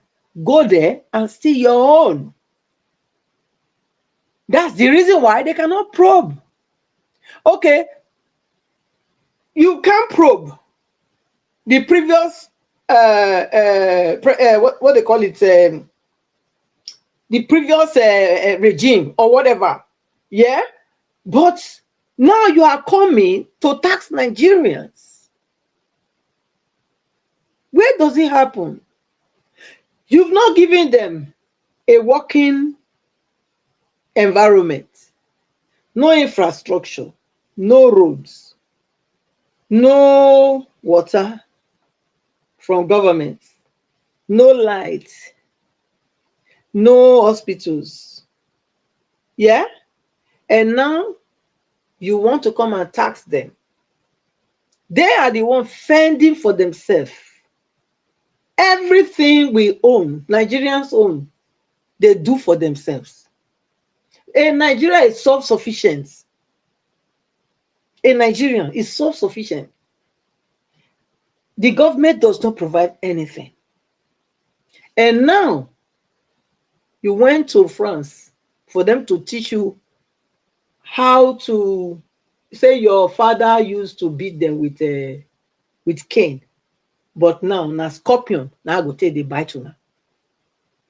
So, our Nigerians are keeping quiet. I don't know what they are waiting for. Honestly, if you ask me, I'm boiling inside. I'm boiling in the sense that I know what this is going to lead to. It's going to cost more. It's going to bring more people into the poverty line. Yes. And this is what it seems that their aim is. And they're getting away with it because Nigerians are just moving on, like everything is normal. To me, this is not normal at all. It's not normal. And until we rise as a people and say, you know what, enough is enough, nothing is going to change. Nothing. This constitution, I've also said it here, there's no way trying to dress an ugly, what they call it, I can't find the word now, but it's like trying to dress a pig, a pig with a nice crown and dress the pig very nice and put it on your sofa. The very moment you see a pond or whatever, it will jump in, poto, rub himself. It doesn't matter how much they want to paint this constitution. This constitution cannot serve the purpose if we want to continue as Nigeria. Okay? It cannot. Because it doesn't matter how many times they try to amend it. There are so many wrongs already in it. The first one is we the people. There's no time that they consulted us about this constitution. So that's a fallacy already. I know all these news brokers to a channel, they always say fire constitution, this and that. But I think they are the problem. A constitution that will not sit and write, how can you be calling it even a guiding principle or a document that binds us together? It's all they wanted, they put there and they presented it. A country is not supposed to be like that. A nation is not run like that. If I submit my own sovereignty to you as a government, then you must be able to protect me when it comes to security. Because the reason why it's a country is that we all say, okay, you know what? Let us give our sovereignty as humans, even though if we can fight. We say no, we don't want to fight. Okay, let's put it on one person. Now we give you that power to act on our behalf. So you've got to deliver. The insecurity of the land in the land is too much. The killings are too much. And it doesn't matter how long you try to deny it's not happening. Everybody know it's happening. So the earlier you people wake up from your graveyard where you are working, as though you are day working, or what's the word? Is it day working or day dream night? I don't know. When you like close your eye and you are working, the earlier you do that, get out from that mood, the better. Come to your sense and say, you know what, this lies has not brought us anywhere. Open yourself up for truth, and so that we can get help. Because Nigeria is not a country. It's not a country. It's not like one of the civil myself because nothing so they chop, which you're not supposed to chop. All those things will push you now. Yes, because all the blood of innocent people, when inactions and actions have caused to go to early grave, will always haunt you people. No matter how many apology they apologize, or forgive the one plead. Okay? God, you cannot mock him. You cannot mock God. You cannot say, oh, make I just get within and one first. Later I'll go repent. Look, God is not that kind of God. You can open your eyes and be doing wickedness, and later you say you will repent. God will forgive you. I heard now all of them go because this way we won't understand. So I'm not sure say it go better for now. Because Nigerians don't tire for now. So look, Nigerians, we need to another call for revelation. Me, I think I'll call her now. Will come out. What will come out? Because this nonsense don't do. Because next year now when they bring this tax bill, this tax with them, if they don't pass them, but I thank God this. I think it has to be stopped. They are going to review it now. Let's see what will come out of it. Because I don't think you can now start to tax Nigeria after una don't suck the oil, una don't suck gas, una they suck gold, una suck everything within Nigeria. Now the people now want suck. Una vampires. Just let us know you are vampires, so we will know how to prepare wait for una. Because this one I don't understand that many more where they go. You know, at least country where now reach Nigeria self, they pay their citizens due to the resources we got to bless them immensely. They give them free education, paying them. That's how you copy security. Not about these nurses one that they do so. They know they go school. They go school, they know get work. Yet there's no welfare for anybody. What are you talking about? And you say now, you're now that they look, I beg. You people better do the right thing because the time is ticking. It's ticking, and something God will give. If you continue this way, something is going to give. Because I don't think, in fact, this tax bill, I sure say, when that tax come out now, won't pass. If it really come out, when Nigerians begin to feel it, I think something will explode. I think so. I'm very, very sure. Because like before, it was like an abstract thing. You know, I go do my thing. But now when I want to touch their tail, money, the working environment will not give them, the infrastructure will not give them. Yet they create one for themselves. When I see one can task they put, I think that time the whole thing will explode. So I go say we will not do it quick, make the whole thing for end. Mr. Ivis, thank you. I'll leave on there. Thank you, everybody. Thank you. One thing I want to ask, maybe I pose, or go do it, please, before you come in, let me pose this question. Waiting there this tax to collect tax, where Institute of Chartered Accountants of Nigeria, a professional body with more than thousands of members, Tinubu fit no consult them, then go nominate like 10 good chartered accountants of note, because I believe in Nigeria doing their thing. Why must you outsource it to a French something we don't know? Does it mean Nigeria, with all our expertise, we can't be able to? And there's what they call the Office of Accountant General. What is the meaning of Office of Accountant General of the country? That we cannot be able to sort tax issues out ourselves, and we are contracting it to somebody else. That makes it fishy. Thank God that a member of House of Reps or one politician has dictated that what they debated and passed is not what is gazetted for the public to see. So that is another wahala that they have to contend with. They can revoke that thing now. They can revoke that tax law. They just need to vote, put it on their floor and vote against it. They can not vote in Black Panther. Where did they vote? Those they say I say need have it. Sorry.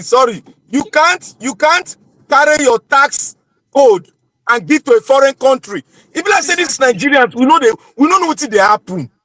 You can't carry your tax code and give to a foreign country. Okay. Hey, okay, thank you. And good evening, everyone. Good evening, Dr. Naja, Dr. Sien, Black Panther Mama. You don't give me doctor already. Mr. I not be doctor. I not be doctor. Mr. Naja, yes, sir. Good evening. Abati no, they give person need to they call a doctor. Anyway, good evening, Mr. Naja. Not be only people where they give Nido, they call doctor now. So, good evening, Mommy Diaspora. Thank you, Mommy. God bless you. Good evening, commenters, listeners, and viewers, and passerby. Thank you all. Well, I'm really happy for this message that Peter Obi need to change his way. By our brother Farotimi, the way of campaigning the way of, because you see the other day I said something. I know they hear English, you make una know too, because English is not my language. I said something that even this constitution and whatever review that will enable electoral law, Peter Obi need to stand up like Asowore and others. Let him pronounce something. Even any place he go for concert, it will be able to put that thing first. Because that strategy of that campaign he had 2023, the conditions of Nigeria are worse than that. So movement can no longer be as that way. Because me, like me, I'm a practical person. You don't come with theory or objective to me, come and suggest or come and tell me it happened like this. Let me see with my eyes. So every time I said, Peter, be supposed to, you as a person who know that you are vying for this position, and every time you have to make meeting with the people that really have the concern of mind in the land. Let people see you with this person meeting.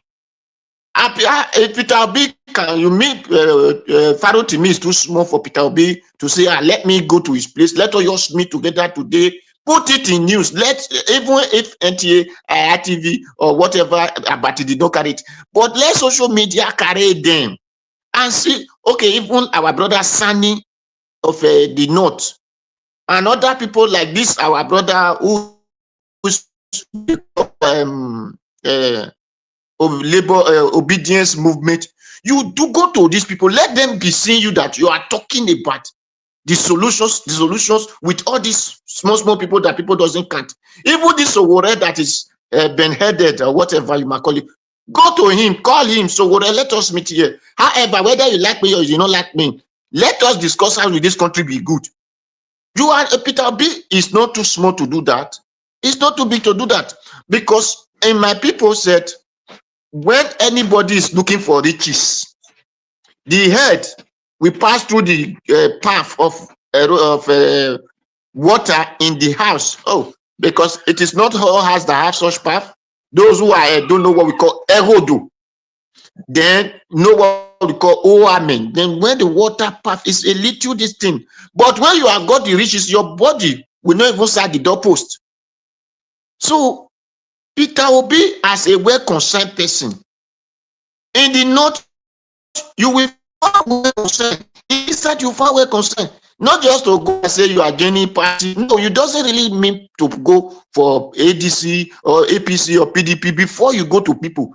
Go to people that matters. You see that these people are really vibrant of a good direction. Their party doesn't concern you. What concerns you is their mind. Then through all these things, you will be seeing people who are ready, because I know that today Peter will still go to any party. There are people who will still go along with him, but build those structures. Build them down. Whether the person want to come from councillor, want to come from even secretary, you want to come from governor, you want to be any position, they build structures down. That is why when you hear when this 2023, some people will tell you that they were PDP, but they are obedient. They were APC, they are obedient. They are just not that he was the one who built those people, but with the agitations of Nigeria and the conditions of life, people were building themselves. Now, when we find out that many people even come through his way to what they call the LP, all of them could not even do well. But if Peter Obi know the people, I can assure and say, this person with all his way of thinking or understanding this person can be better. And here, I believe all this labor that we are talking to, if Peter Obi have people that he know before that come in all these positions, I believe they will have turned Abure upside down. I tell you the truth, because those people will have been in power to control the party. They will have turned Abure quick.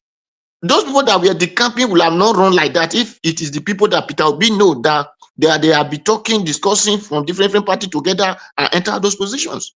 So he need to work the mathematics now, because you people that understand another language, you people call it plus, minus, times and divide equation, you balance it.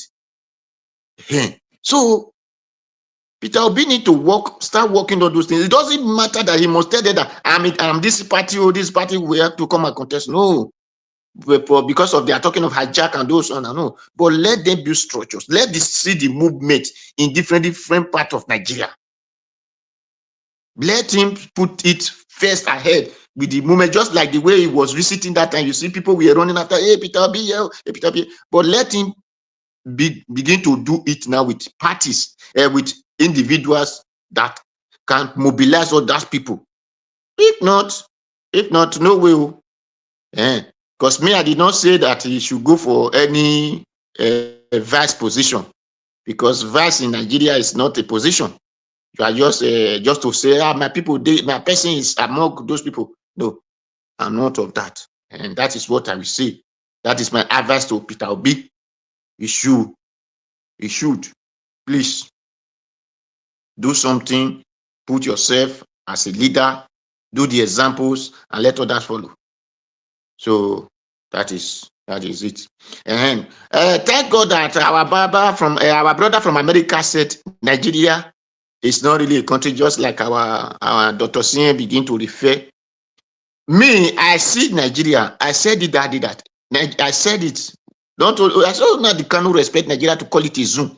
Because if you go to Zoom, Zoom is where arranged. Lion live on his own part, antelope on his own, monkey on his own. I said Nigeria is a white forest. It's just a forest. It's just white for white animal to eat their prey. I've said it every time.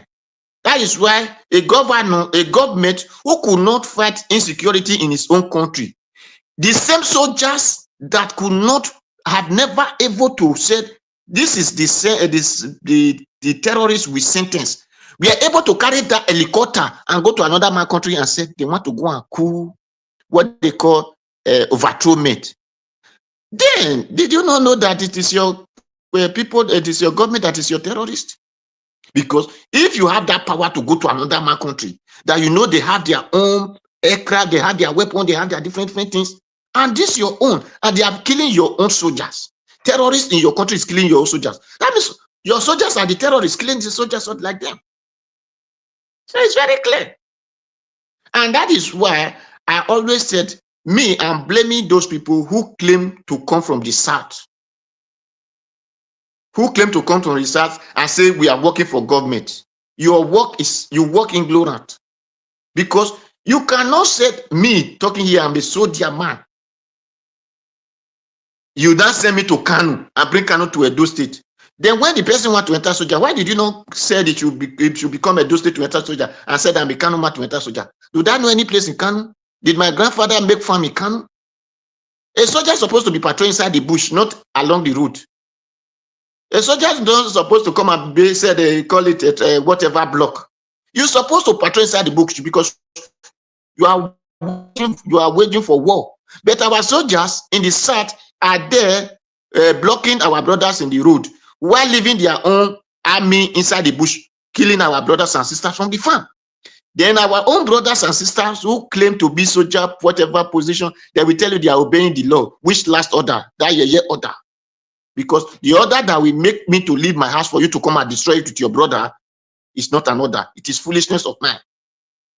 So if you have brothers or sisters or ever who belongs to one force or another of Nigeria, talk sense to him or her so that you should know that his foolishness is what you are suffering or your brothers or sisters are suffering. That is just the truth. And I thank God for this, our sister who traveled, because this brother that showed that boy, that gay video, talk what I'll be saying. I said, black man are really devil. That is why I said, nobody should say it is one God that created everybody. Because the God that created white is different from the God that created black. I said that devil that they are talking about is the one that created black. And that is why a place a white man live and spend 5 years, black man live there and spend 5 years, you will know there is different now. You will know that devil have come around. So South Africa was built by the white issue. That sister should also go to the place side that black live. You will see that it's just the same thing like a Jegule. Because that mind of unity to do something great, we will not do it. No, we don't want to see something good for us. And that is why the person that know Obaseki came to Edo State. He's travel all over. They say travel, he built the Dangote Smith, whatever. Is that when he come to Edo State, he collect food from his own brothers and sisters, known as Edo EDG. He collect their land and give to us either to build pantry, to plant pantries. They now let that their brothers and sisters to become criminal, hungry and hungry in the street, because their farm is where what they know, what they used to take off themselves. Now their brother have collected from them. Where do those people, where would they eat from? And it's not even just one village. It's up to about 5 or 7 villages. He make all of them useless. So look, you see black man mentality. But a white man will not do that. White man will call all those communities together and say, let us plant pantry farm here. The way they plant pantry farm is so, okay, at the end of the year, we will be paying tax. You people will have work. You people will not be benefiting from this pantry that you planted. But our own, we collect it from them and give to us and call it job creation. So black men are really wicked. Our sister now traveled and saw South Africa and say, wow, so you mean there is a place like this on earth? Maybe this sister was a person we tell Nigeria is very good. It's best among the world. Just like what I used to tell my people.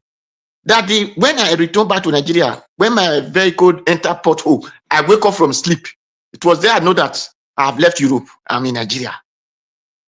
That 5 years, 10 years, I did not see a place that I can dig ground directly, not to talk of center of the road.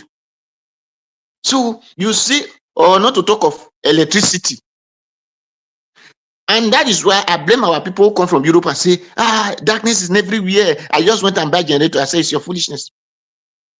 If the whole street can buy a generator, at times you see 5 generators in one house, 7 generators in one house.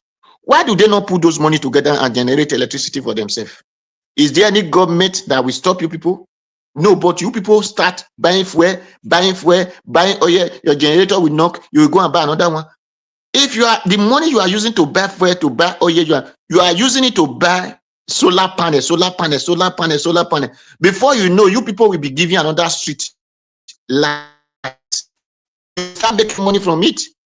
But ignorance and greediness, only me will chop, is too much in the life of black man.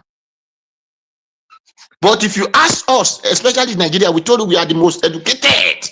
If Nigeria go America, they are doing well. If they go British, they are doing well. If you are doing well, why you not use that word do for your house? If really you thought you are doing well, that brain you are using there is no longer because you are in Nigeria. It is because that environment give you that brain to do that thing. That is why the moment you are in Nigeria, that brain died. That is the brain when you are in Nigeria. Not that the environment did not give you, no, that brain died because you doesn't have that capacity to think. The only thing they can think is go to all night. Why the people that bring the book they are reading are using their day and night thinking of what will they do to change life of people? Then our own is put everything in the hands of God. Just become an handicraft. Or you'll be lazy in your life. Don't worry about tomorrow. Tomorrow will take care of himself. If you did not plant food, you expect to get food. And the same book will tell them, those who did not plant, they will not eat. There is no food for lazy man. They tell you, no, don't just worry. Just pray, vehicle will just fall from heaven, from the sky. And it is the white man that sit down and begin to think, what will they, how are they going to put it together to become vehicle? But instead of our brothers and sisters to think those things, no. But they can tell you it is the spirit that lead. Sekrebo. I've never seen where Sekrebo tie road. I never see where Sekrebo bring electricity. I never see where Sekrebo build schools. I've never seen where Sekrebo print book. I've never seen where Sekrebo do slippers. I've seen it, Mr. Oduwa. I've seen it. I've seen it. Where Sekrebo creates manufacture slippers. So let us begin to think. I've seen it. You know, Madam Patricia, where Sekrebo for do slippers, Madam Patricia? Go love one ministry. Maybe you go see what is Sekrebo. Now the oldness. Now you tell Nigeria entirely. Old people don't dominate the country. That's why the country is like this. So instead of we thinking of, and that is why anybody, when you people are talking, you are not telling my brothers and sisters to tell them that it is only. I tell you, for you to know, say Sekrebo to do something on the 20th Saturday, this Saturday, this very Saturday. So, Mr. Elvis, I bet you, I beg, just forget politics, may you connect your channel to this award when Pastor Chris go give this for a future African leader awards. Make we see. You mean the Nollywood award? No, now it's called future African leader. I know na Nollywood that they call am na Nollywood. No, it's not Hollywood. It's not Hollywood. It's done in Christ Embassy. Maybe you see what young people they do for Africa. Now, secretary na one. So I know, madam, you don't understand what they talk. I know, but na Nollywood in the house of God, now they call that one. Okay. Now I want to say something, Mama. You don't see where Secretary produce rice because of Gary. Secretary Gary just come out. Secretary rice just come out. Secretary tomatoes just come out. I don't see her. I don't see her. That's why I say make you connect. You go see what thing that they do with them. Okay. You go see say they get farm, they get people they produce food, where they produce. No, not be they get farm. Mama, the people get farm is different from Secretary. They go see tell you so na the thing where they not No. My father was a farmer. That was why I was able to produce whatever we are eating. It was not their secretary, because think and you make farm. So it's not secretary that create farm. It's not secretary. Mama, you say secretary and let us see the rest that come out from there. So put talent into people. Let them know right thing to do than deceiving them that say leave it for God.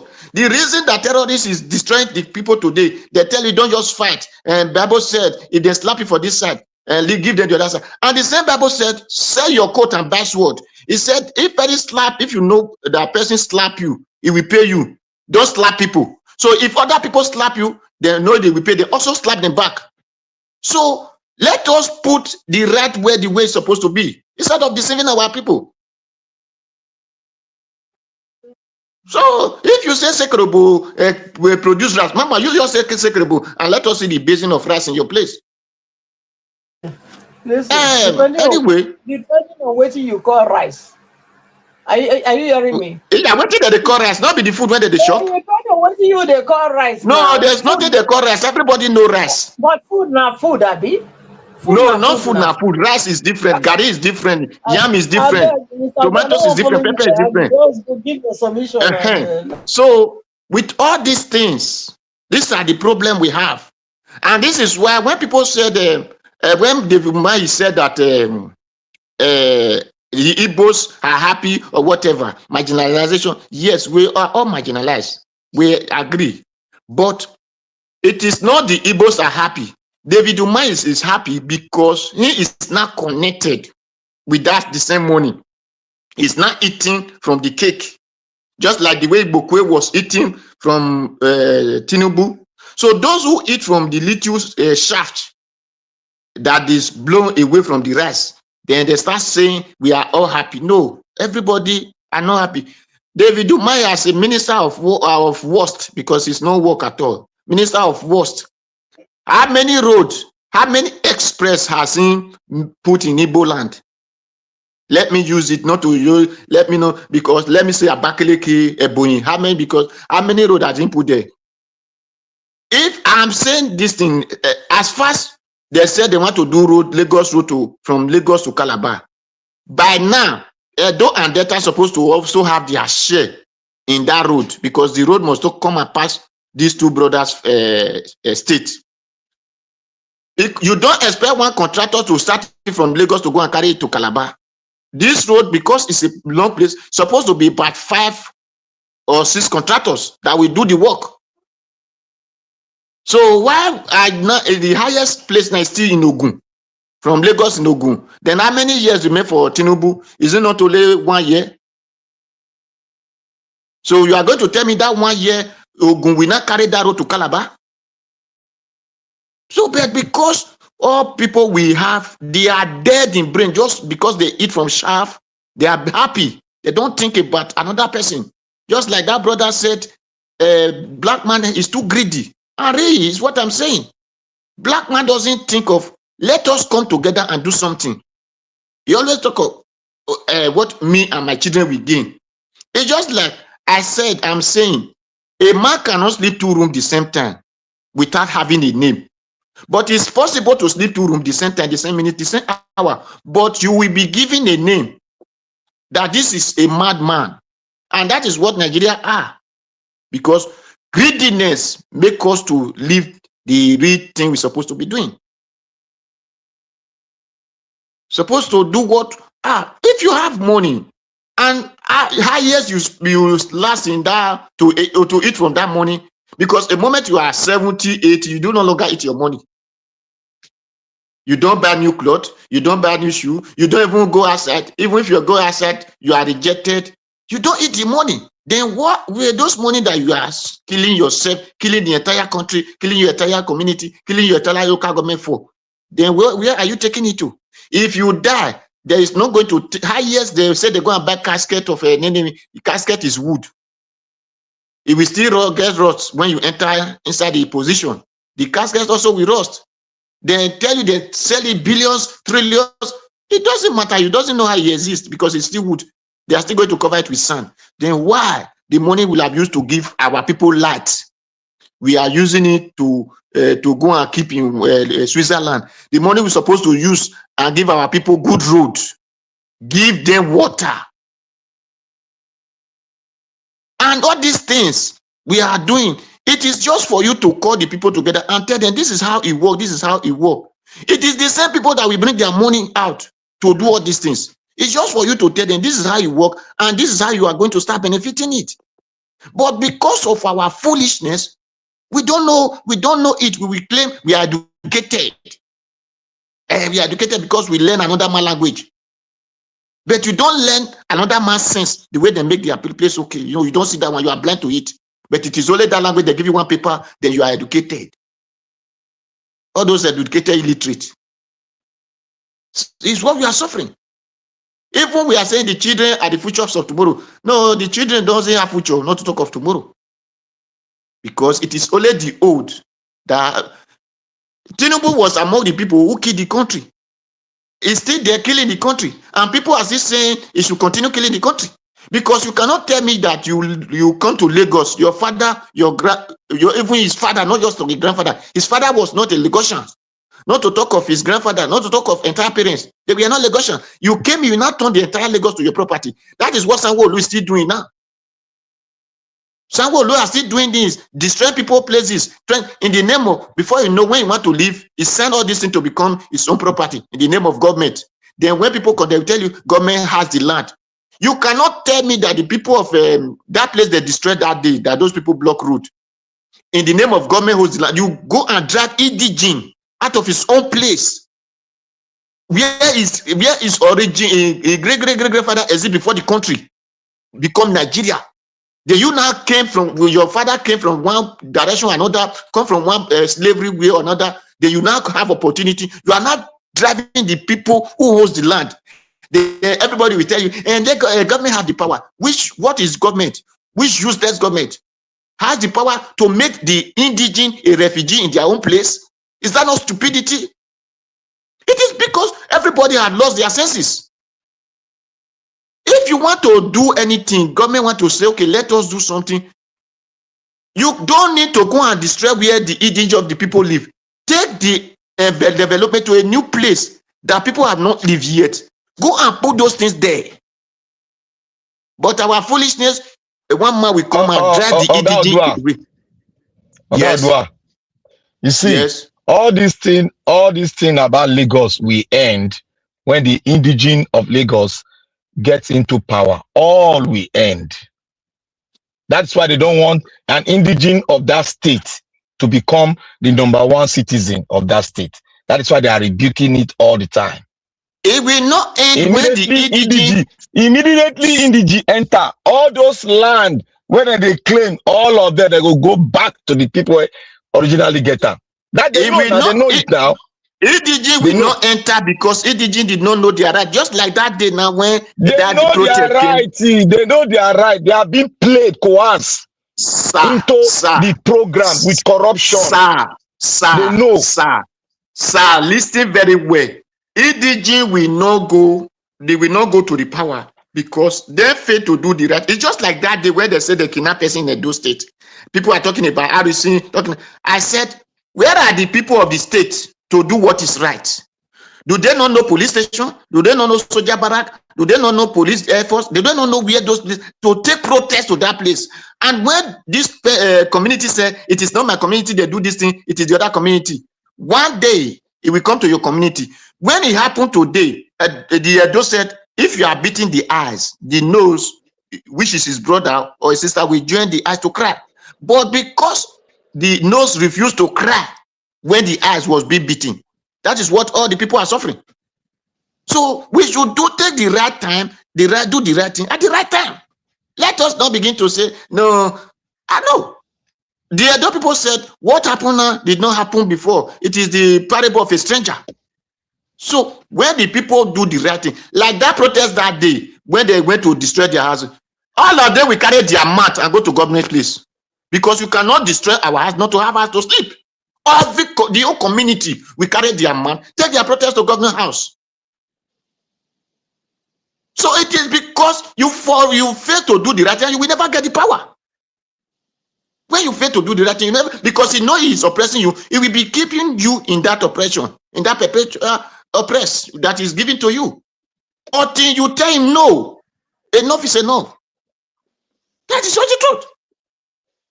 Odua. So anyway, thank you. Odua. Thank you, everyone. Thank you. Let me throw light into that Lagos thing. You know, stay for Lagos. Now we stay for Lagos more than 25 years. See, I stay with people who get Lagos. They are me and their royal father for the where they call the people who get Lagos. They are royal. Me and them go church. They go. I mean, we go the same school. Where they call them? I worry people. They are worries. Yeah, they are worries. Okay, yeah. You see, you know what they did? You know what they did? Look, this corruption, what would they see so? What would they can play so? It's a creation, it's like a spirit on its own. People are worshiping it. And when they allow that spirit to get into anywhere you talk about, even in your tradition, it go disengage everything. And that is why that is why you see the Benin people are reacting in a very hostile way when you come close to their king. And I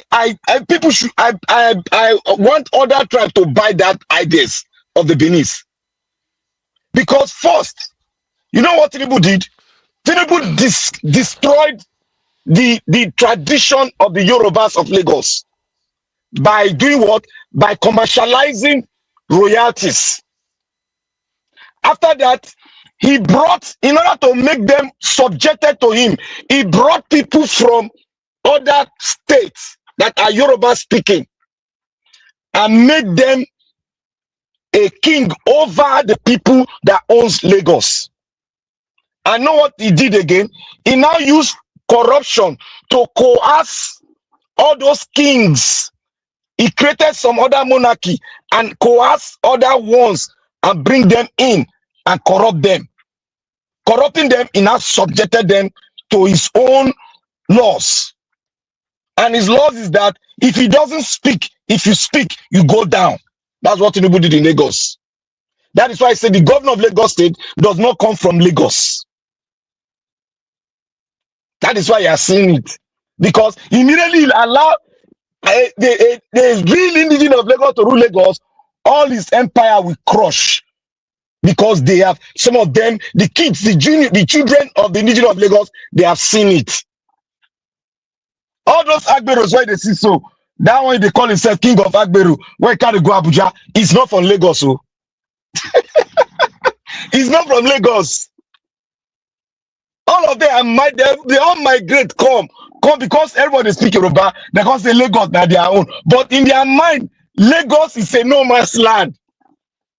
That is why he's doing it this way. But if where we not come from Yoruba, when they speak Yoruba, if you say Lagos na no man's land, they will want to crucify us. But then from Ogun State, for their mindset, they say Lagos is a no man's land. He not believe, he not belong to the people that originated for that land. He not belong to them. That is what they are saying, and that is how I claim Lagos. So Odua, you know, look, Odua, not be the way you they see things before, not be so them be now. There's what we call systematic oppression that is coming, which is modernized. If it comes towards you, it can oppress you if you are not very inclined with what is happening what is happening nowadays. It will suppress you. That is why the only thing that you can use against them is by standing on the truth. That is the only thing. That's the only weapon you can use. Because all those platforms that Tinubu built, they are all on the platform of lie. That is why they are succeeding. That is why they are succeeding. Let me put down a part. Let me just go straight to my delivery. One, I am I wanted to say, because let me say the lastly, so that you can go to your delivery. Thank you all. But I would like to give, one suggestion, I still advise, that thank God that our sister who traveled. So it is good for we to be, those who have the opportunity, it's good to we to sponsor some Nigerians, whether they are pupils or they are students, sending them to all these different countries just to go and spend holidays, like 1 week, 3 days, so that they will experience new life and bring it to Nigeria, so that they will not be the advocate that will not be speaking on behalf of their experience in other man's land. Because they said when you want to knack coding, you go show and K. So that is what really matters, so that these people will be seeing what Nigerians, those who have traveled, are experiencing, and trying to let them to know, so that they will not have the mentality and say, I know. Because a revolution always takes place when people are aware of what they're supposed to do. The reason that Nigerians are not really taking these things, they believe that is how life is in the whole world, that is how it's supposed to be. And because we were those who raised up, they were raised in a time of Babangida, which they tell you it was military regime, all those things. Because what we are living now is still civilian military we are experiencing. So it is good those children go outside and return back. And I said, no, because when you call enough is enough, all of them will fall outside. But when they did not leave the country, they tell you are wasting your time, because they did not experience what you experienced, what you wanted to know. Their eyes did not see it. So those who have opportunity, who can just sponsor school children and say, let them go for vacation, which you people might call excursion or so on, in all these Africa countries. Then when they return back home, they can still have something to say. Thank you, and God bless you. Thank you, Mr. Odua. May God bless you. I want to start by saying, Mr. Blampasa, let me correct something. I think there is a misunderstanding here, which I need to correct before you run with it. Johnson Emmanuel, you said there that I said whether people earning over 10 million should not pay tax. I never said so on my submission, so please go and listen again to what I said. Okay, please don't give me any kind of fake narrative of what I didn't say. Thank you. Thank you, sir. Thank you, Mama. Mama P, God bless you. You see, let me say this. You see, I want to speak on that issue of what that video manager was played when somebody was saying the black man is evil and bad. You see, Nigerians, all of us are suffering from bad governance. And a lot of factors are affecting us to speak, some of us speaking the way we are speaking. Because my mind, I can recollect your mind back to Uganda, when Uganda had no constitution. But they just released them from the British, just released them, and they started using British law, blah blah blah, God, and that wicked general took over. You see, Uganda was being run the way they were running Nigeria now. They'll put you aside. If you are a tribe, if you are from this tribe, put you aside, and you engage on his own tribe. If you are from one tribe, they might even Maybe even buy you if you go against the supreme law of India. I mean, they created a place for some tribe. Any tribe that made any mess, they'll put you in that guard room from certain tribe. I don't want to mention because that's past history. It's very bitter. Now, Nigeria is suffering from the disease called not a country, but an amalgamation. An amalgamation that had not been settled, had not been discussed by the indigenes of the land. Because they are indigenes of the land. And that has been distorted by the British dwellers that came here to disjoint all of us. And how do we come together? How did that occur? They even brought in the Fulani to make it more difficult for us, to make us more divided, because if you go to a land that you don't own and you find yourself in power, and that country is not yet, it's not well organized, it's not a country yet, you will do whatever you want to do because you don't care what happened. After all, it's not my place. I'm fighting to take that place to be my own. That is what is happening in Nigeria now. Because every politician you see out there, they are all opportunists. All of them. That is why when Peter Obi came out, the only man that can spill the truth that this is not yet a country.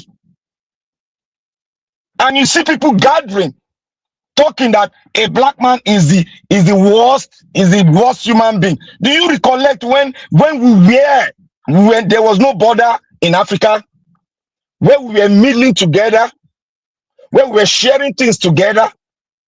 Do you call your people wicked then? Were we not organizing Benin Empire? Did we not have a mercenary from other countries that came to pay royalties that came to pay homage to our king in Benin? Were we hostile? Do we not have roads, lights in Benin? Okay, where did we go wrong? Where did this all go wrong? It was as a result of the amalgamation that was done by people who don't know. And they came to put something into us that made us divided. They came to put something into our brothers that make one of our brothers to sell my brother to their own industry as slaves. They distorted our mindset. They brought democracy to us. We embrace it. We refuse to do something on our own and make it our own. We refuse to indigenize what we own so that anybody cannot come and say no. If somebody come into your farmland and tell you that, oh, you have been farming here for long, let me teach you how to do on that farm. Let me teach you. And he teach you not take half of your land. Will you like it? That is what they did to our forefathers. And they told our forefathers lies, and our forefathers went down the grave with the lies. And most of us are upholding the lies today because we don't want to research on our origin. We were living in love before.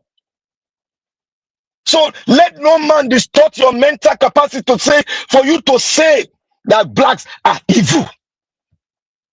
They are more evil. They are more greedy. But the way it is structured now, if they weren't any form of governance, or if they don't have democracy, they would have been worse than us. The question you should ask, why did they come here to distort us? Why did they come to distort us? Why are you not saying your forefathers are wicked? Because what you speak to the sons of the fathers is the same thing you are speaking to the forefathers itself. That they are wicked. And that's a fallacy of lie. You shouldn't dismay your being, your race, because of what you see. Our doctor made an example. He said, look, South Africa, look at some other countries in Africa. They are not like us. So why will you holistically say we blacks are wicked? That is, you have lost it all. As a scholar, you have lost it all. Now, somebody is saying something here concerning the tax law, and everybody kept silence. Naija was saying one thing. He said, January, when it come, all of you might wake up. Now, let me tell you something. We are not dumb. Let me say one thing categorically. You know, before I conclude on this thing I'm going to say, I have researched on it. Look, Tinubu, the man that stole the mandate from Nigerians, is a very wicked man. And his wife inclusive. They are very wicked people. If you know that they are very, if you want to continue, just continue. Like, they will never do anything good in Nigeria. If they want to give you a food, a spoon of rice, they will take more than half from you. If they want to give you anything, you must be able to give them more than what they have given you. That they are wicked. Let me tell you what the tax law, let me tell you what they are doing. You remember the Italian Prime Minister, the woman? He said France should leave African countries alone. That the day France leave African country, they will become a third world country. Now let's go back. We have put that word aside. I did not say it. Oh, Dr. CM would bear me witness. I did not say it. He also have read it. He put that one aside. Your president, what did he find in France? He goes there every time. The Shagore connection, where does it stay? France. Then the money Shagore gets from this road contract, where does it go to? France. Now, what is going on? Your president now, through France, he has acquired loan to buy an aircraft, a training aircraft, though they are going to modernize it to become a real war machine. The aircraft is not bad, and it's better than that Buhari own. They want to buy a helicopter. He call it a fighter jet. He has acquired 24, the highest entire Africa. No African countries have acquired such an amount once. He has acquired it. How did he do it? Through France. Now, your tax law. France is always in this cocoon of going after your money, the African money. That is how they went after all the countries they took over during the slave trade. They make it sure that their central bank is in France. Now, France is going to take your tax money. When they take your tax money, when they are returning your tax money, you are doing what? You are paying interest. You are paying interest. They will call it a name. Oh. They will call it a name. Don't think they won't call. They will call it one English name. You are going to be paying the French government in the billions. Then this wicked man that is on the throne is going to be collecting his own share till he die. His own children will continue with his wife.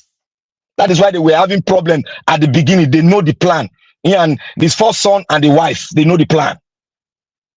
That is why they are fighting tooth and nail. They don't care what the father does, because they know if he leaves, they are taking over the empire. And the empire is in a safe hand and is bubbling with a lot of funds. You are going to pay tax. You are a developing nation that has never grown. The poverty in your country is more than any other countries. The poverty stake in the world. Now you are going to be paying tax. Now the unemployed will pay tax. Do you know that? If you are buying your Coca-Cola, you are going to pay tax. You are not employed, you are going to pay. If you are buying your food, you are eating food, you go to buy food, 200 naira, you are going to pay tax on it. Don't think that because you are employed, they will put you out. Now lie, yo. You are not going out. You are not going from that net. You are not going out. They deceive all Nigerians. And now the worst of it, the president is selling your sovereignty and your national security. Is selling it to France. How? See, every country has a tax code. And that tax code is where everybody is in. And where all your information is there. And that information is under the guide of national security. The Homeland Security take control of it. And not any other sovereign nation to take your to service your tax code. It has never been done in any country. If you have one, bring it. It has never been done. But this man is taking advantage of the Nigerian space that are not yet a country, because the Fulani are trying to do some damages. Other, they are fighting the kidnapping everywhere. He is now standing under the platform, because if you hold him now, he will say, who will I give the tax code to? Is it the people that are using, they use the communication system to bring in intruder into the country? Meanwhile, it's part of them. That is why I said he's a wicked man. They should try, Nigerians should try and investigate who he is. Because no country, no same president will bring in another sovereign country to now monitor your tax code.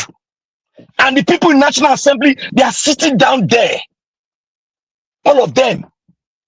If all of them that are saying Tinubu will not win tomorrow's election, all of them, they are all stupid. All of them are wicked, stupid.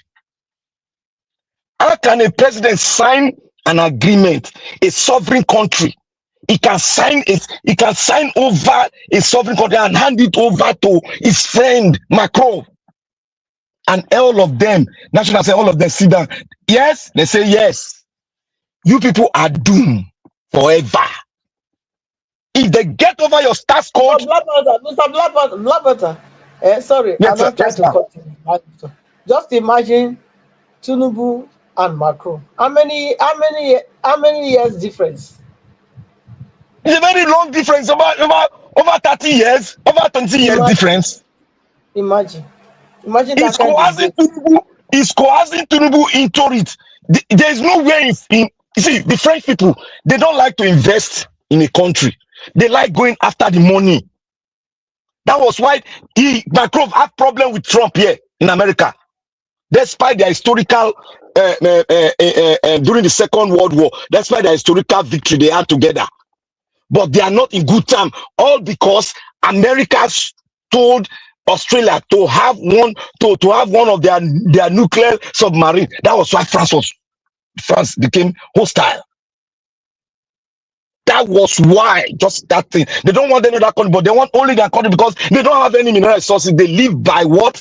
They live by and survive by colonizing other African nations. Why is France involved in this? Because African nation is their survivor. Go and bring any book of history. It's right there. Those of you that read history, what I'm saying, bring the book. France survived, still survived, and their hope is under by colonizing the African nations again in a systematic form.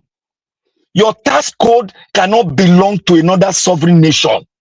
It is like France telling, the way France told Burkina Faso to have their central bank in France. That is what they do.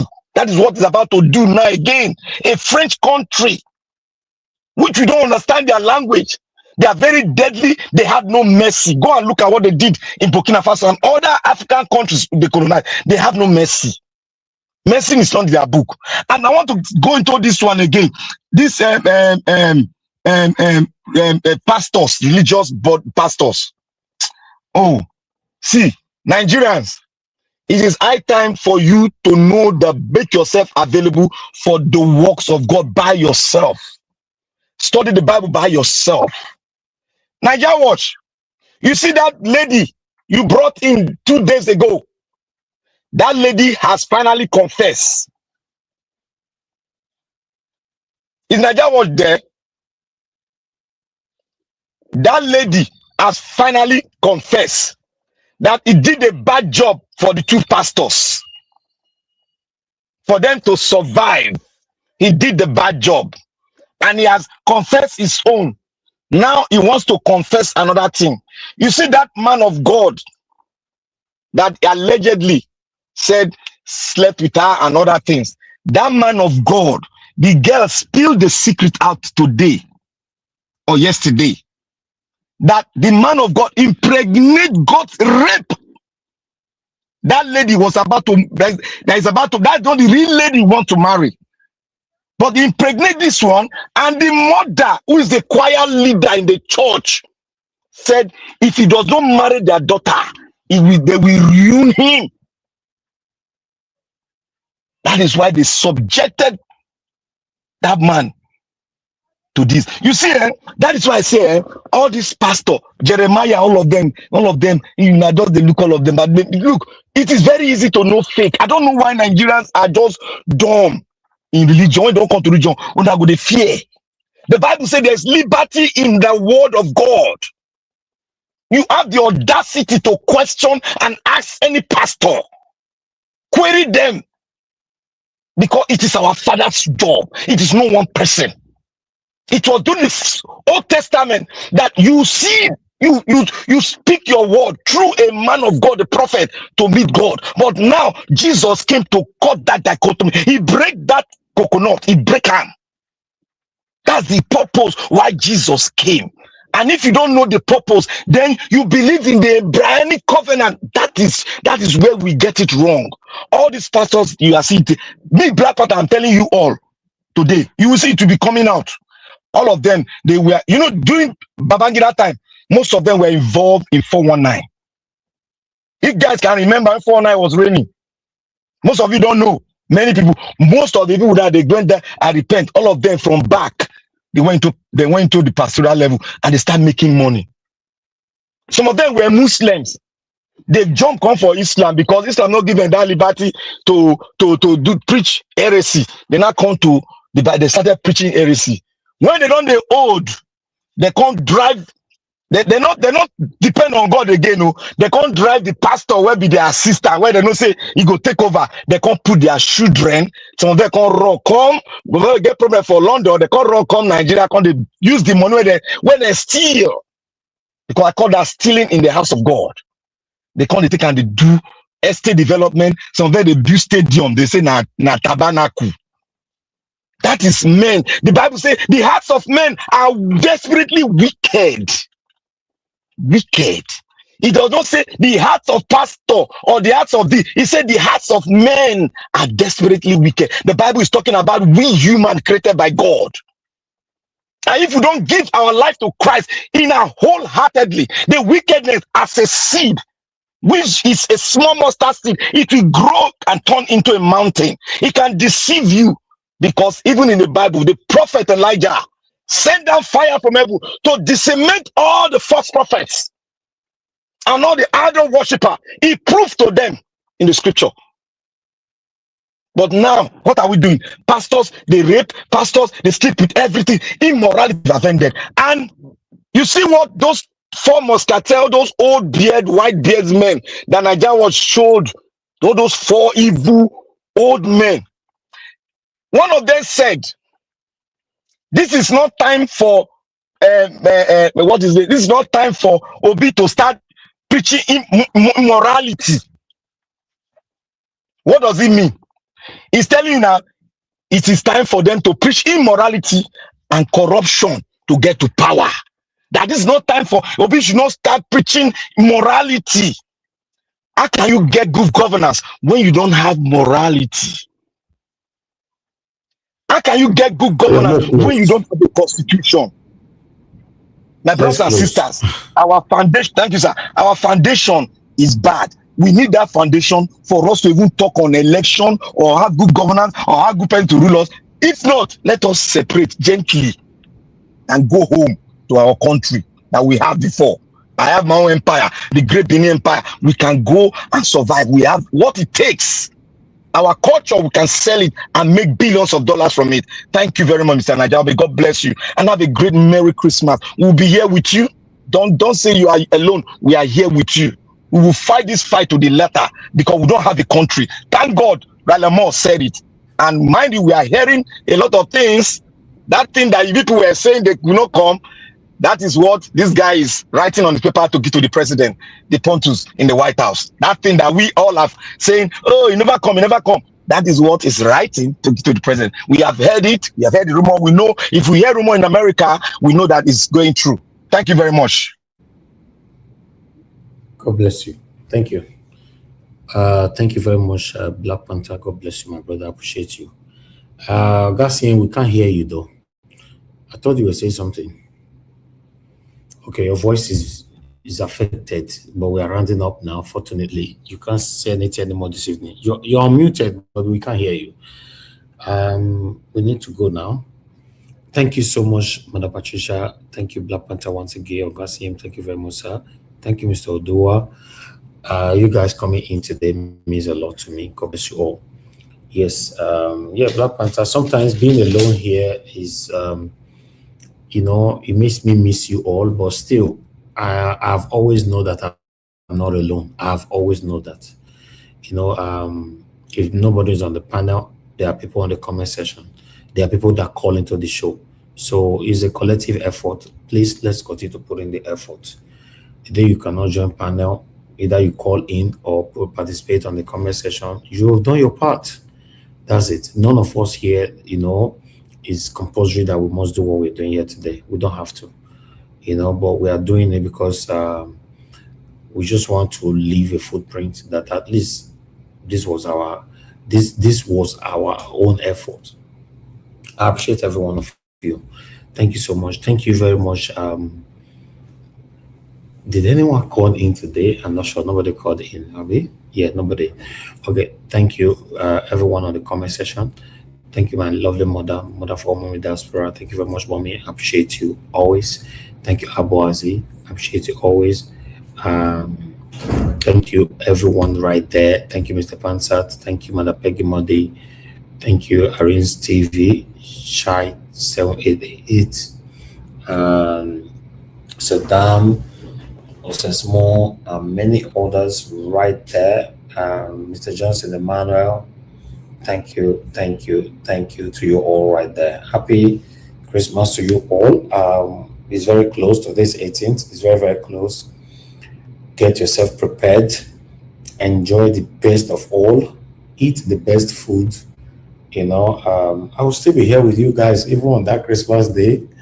So I'll be coming here to see who will do Christmas for me or wish me happy Christmas. I'll be here.